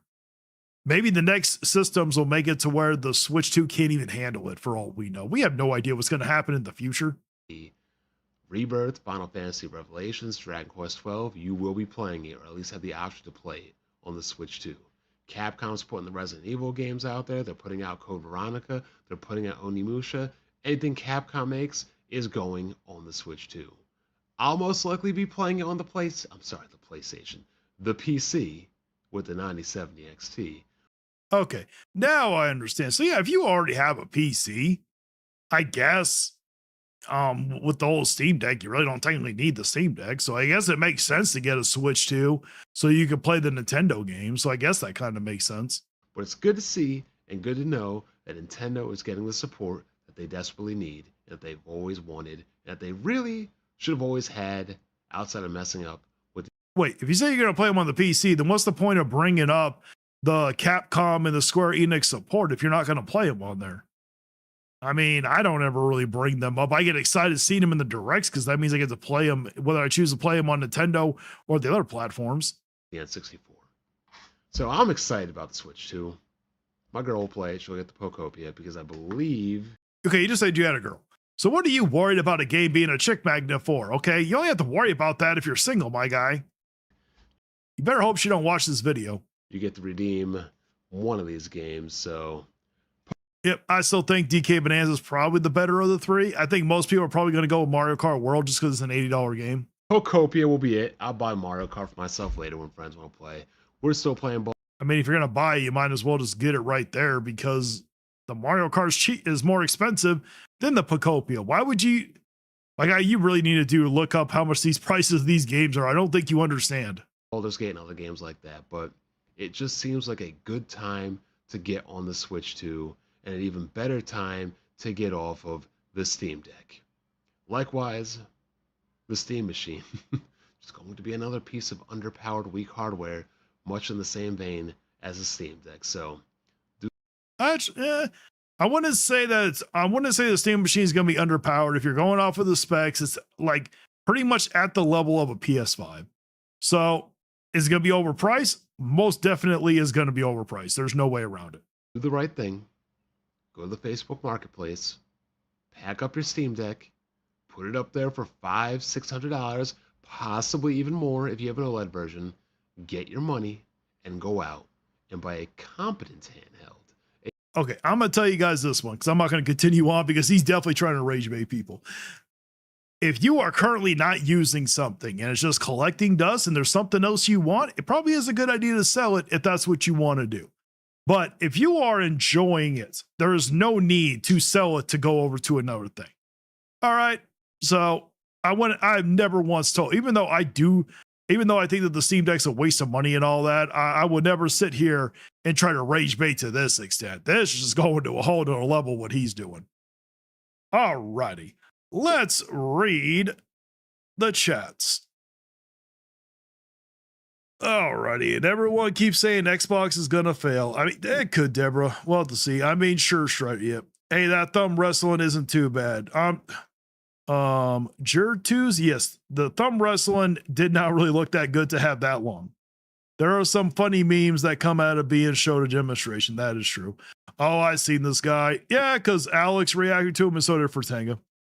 Well, selling the Steam Deck now is just a good decision for free profit. Yeah, if you don't use it. But if you use it, I wouldn't say to go sell it and like, oh yeah, go get a Switch 2. No, there's a reason why you got it.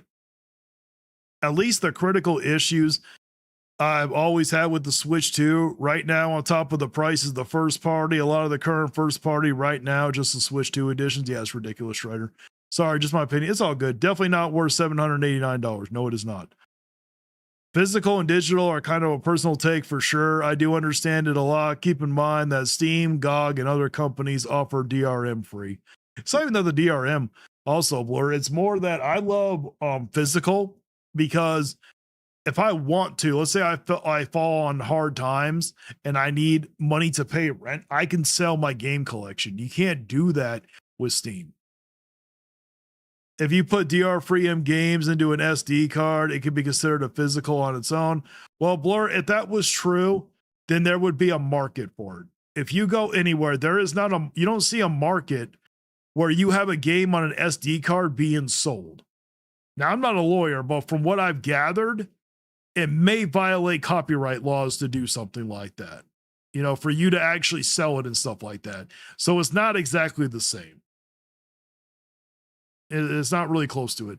I got a ROG Ally Z1 Extreme, the old one, for 400 used, and it's on par with the old Steam Deck for half the price. There you go, man. That's good. That's a good price. The guy is being too harsh on the Steam Deck, especially the LCD model. He is being a little harsh. I'll give him that one. I did some comparison between the Steam Deck and the Switch 2. On their games, Steam Deck is overall having more games that does better than the Switch 2. There are some, Blur, but there are also games on the Switch 2 that do better than the Steam Deck. When that comes down to it, it's not that one is better than the other. They're just not being optimized correctly. Happy for you, exactly. The guy you're reaching to, I agree. Not to mention, Steam Deck most likely gets an FSR4 update, so it will have a better upscaler than the Switch 2 as well. And you can mod your Steam Deck to get double FPS if you want. There you go. That's great.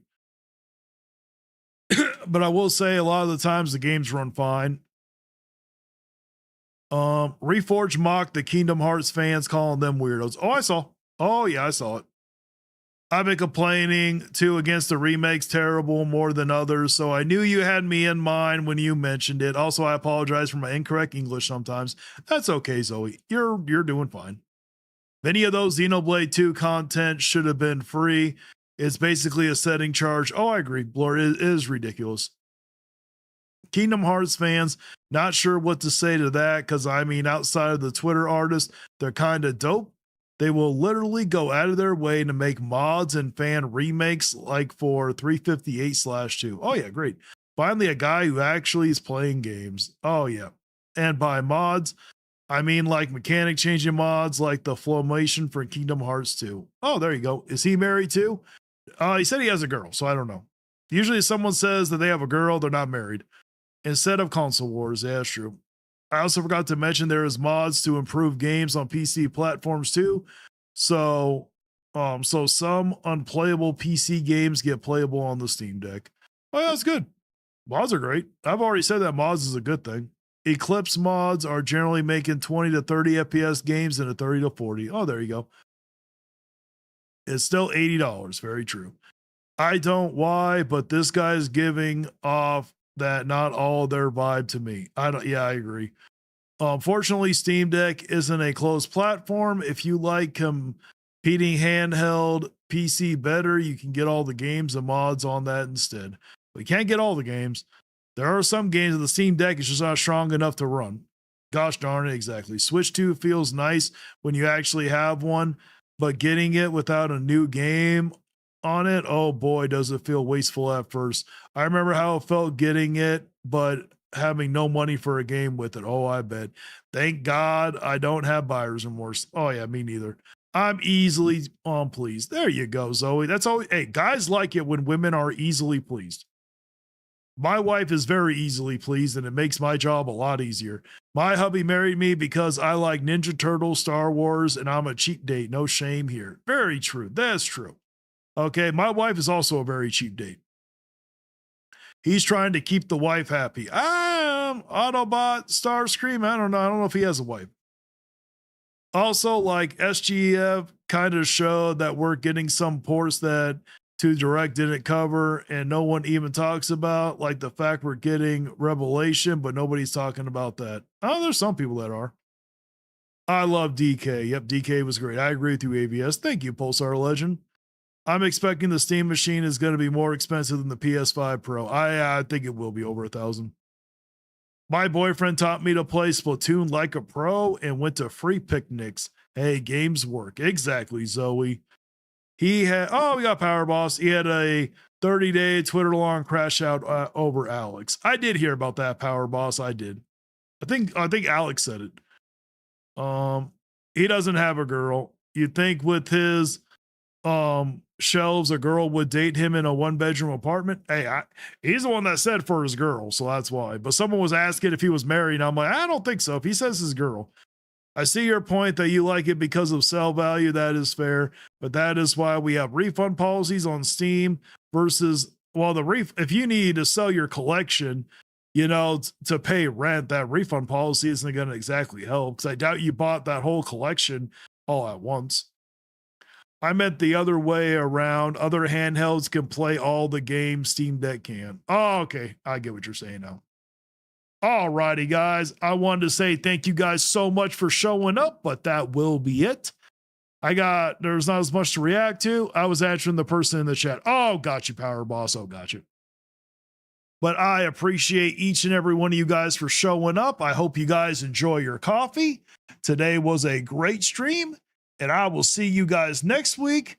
I do not think I'm going to be able to do a Wednesday morning live stream like for a video, for like a gameplay, because I think I'm going to be busy, but I might be able to show up. So we will see. But until next time, guys, you take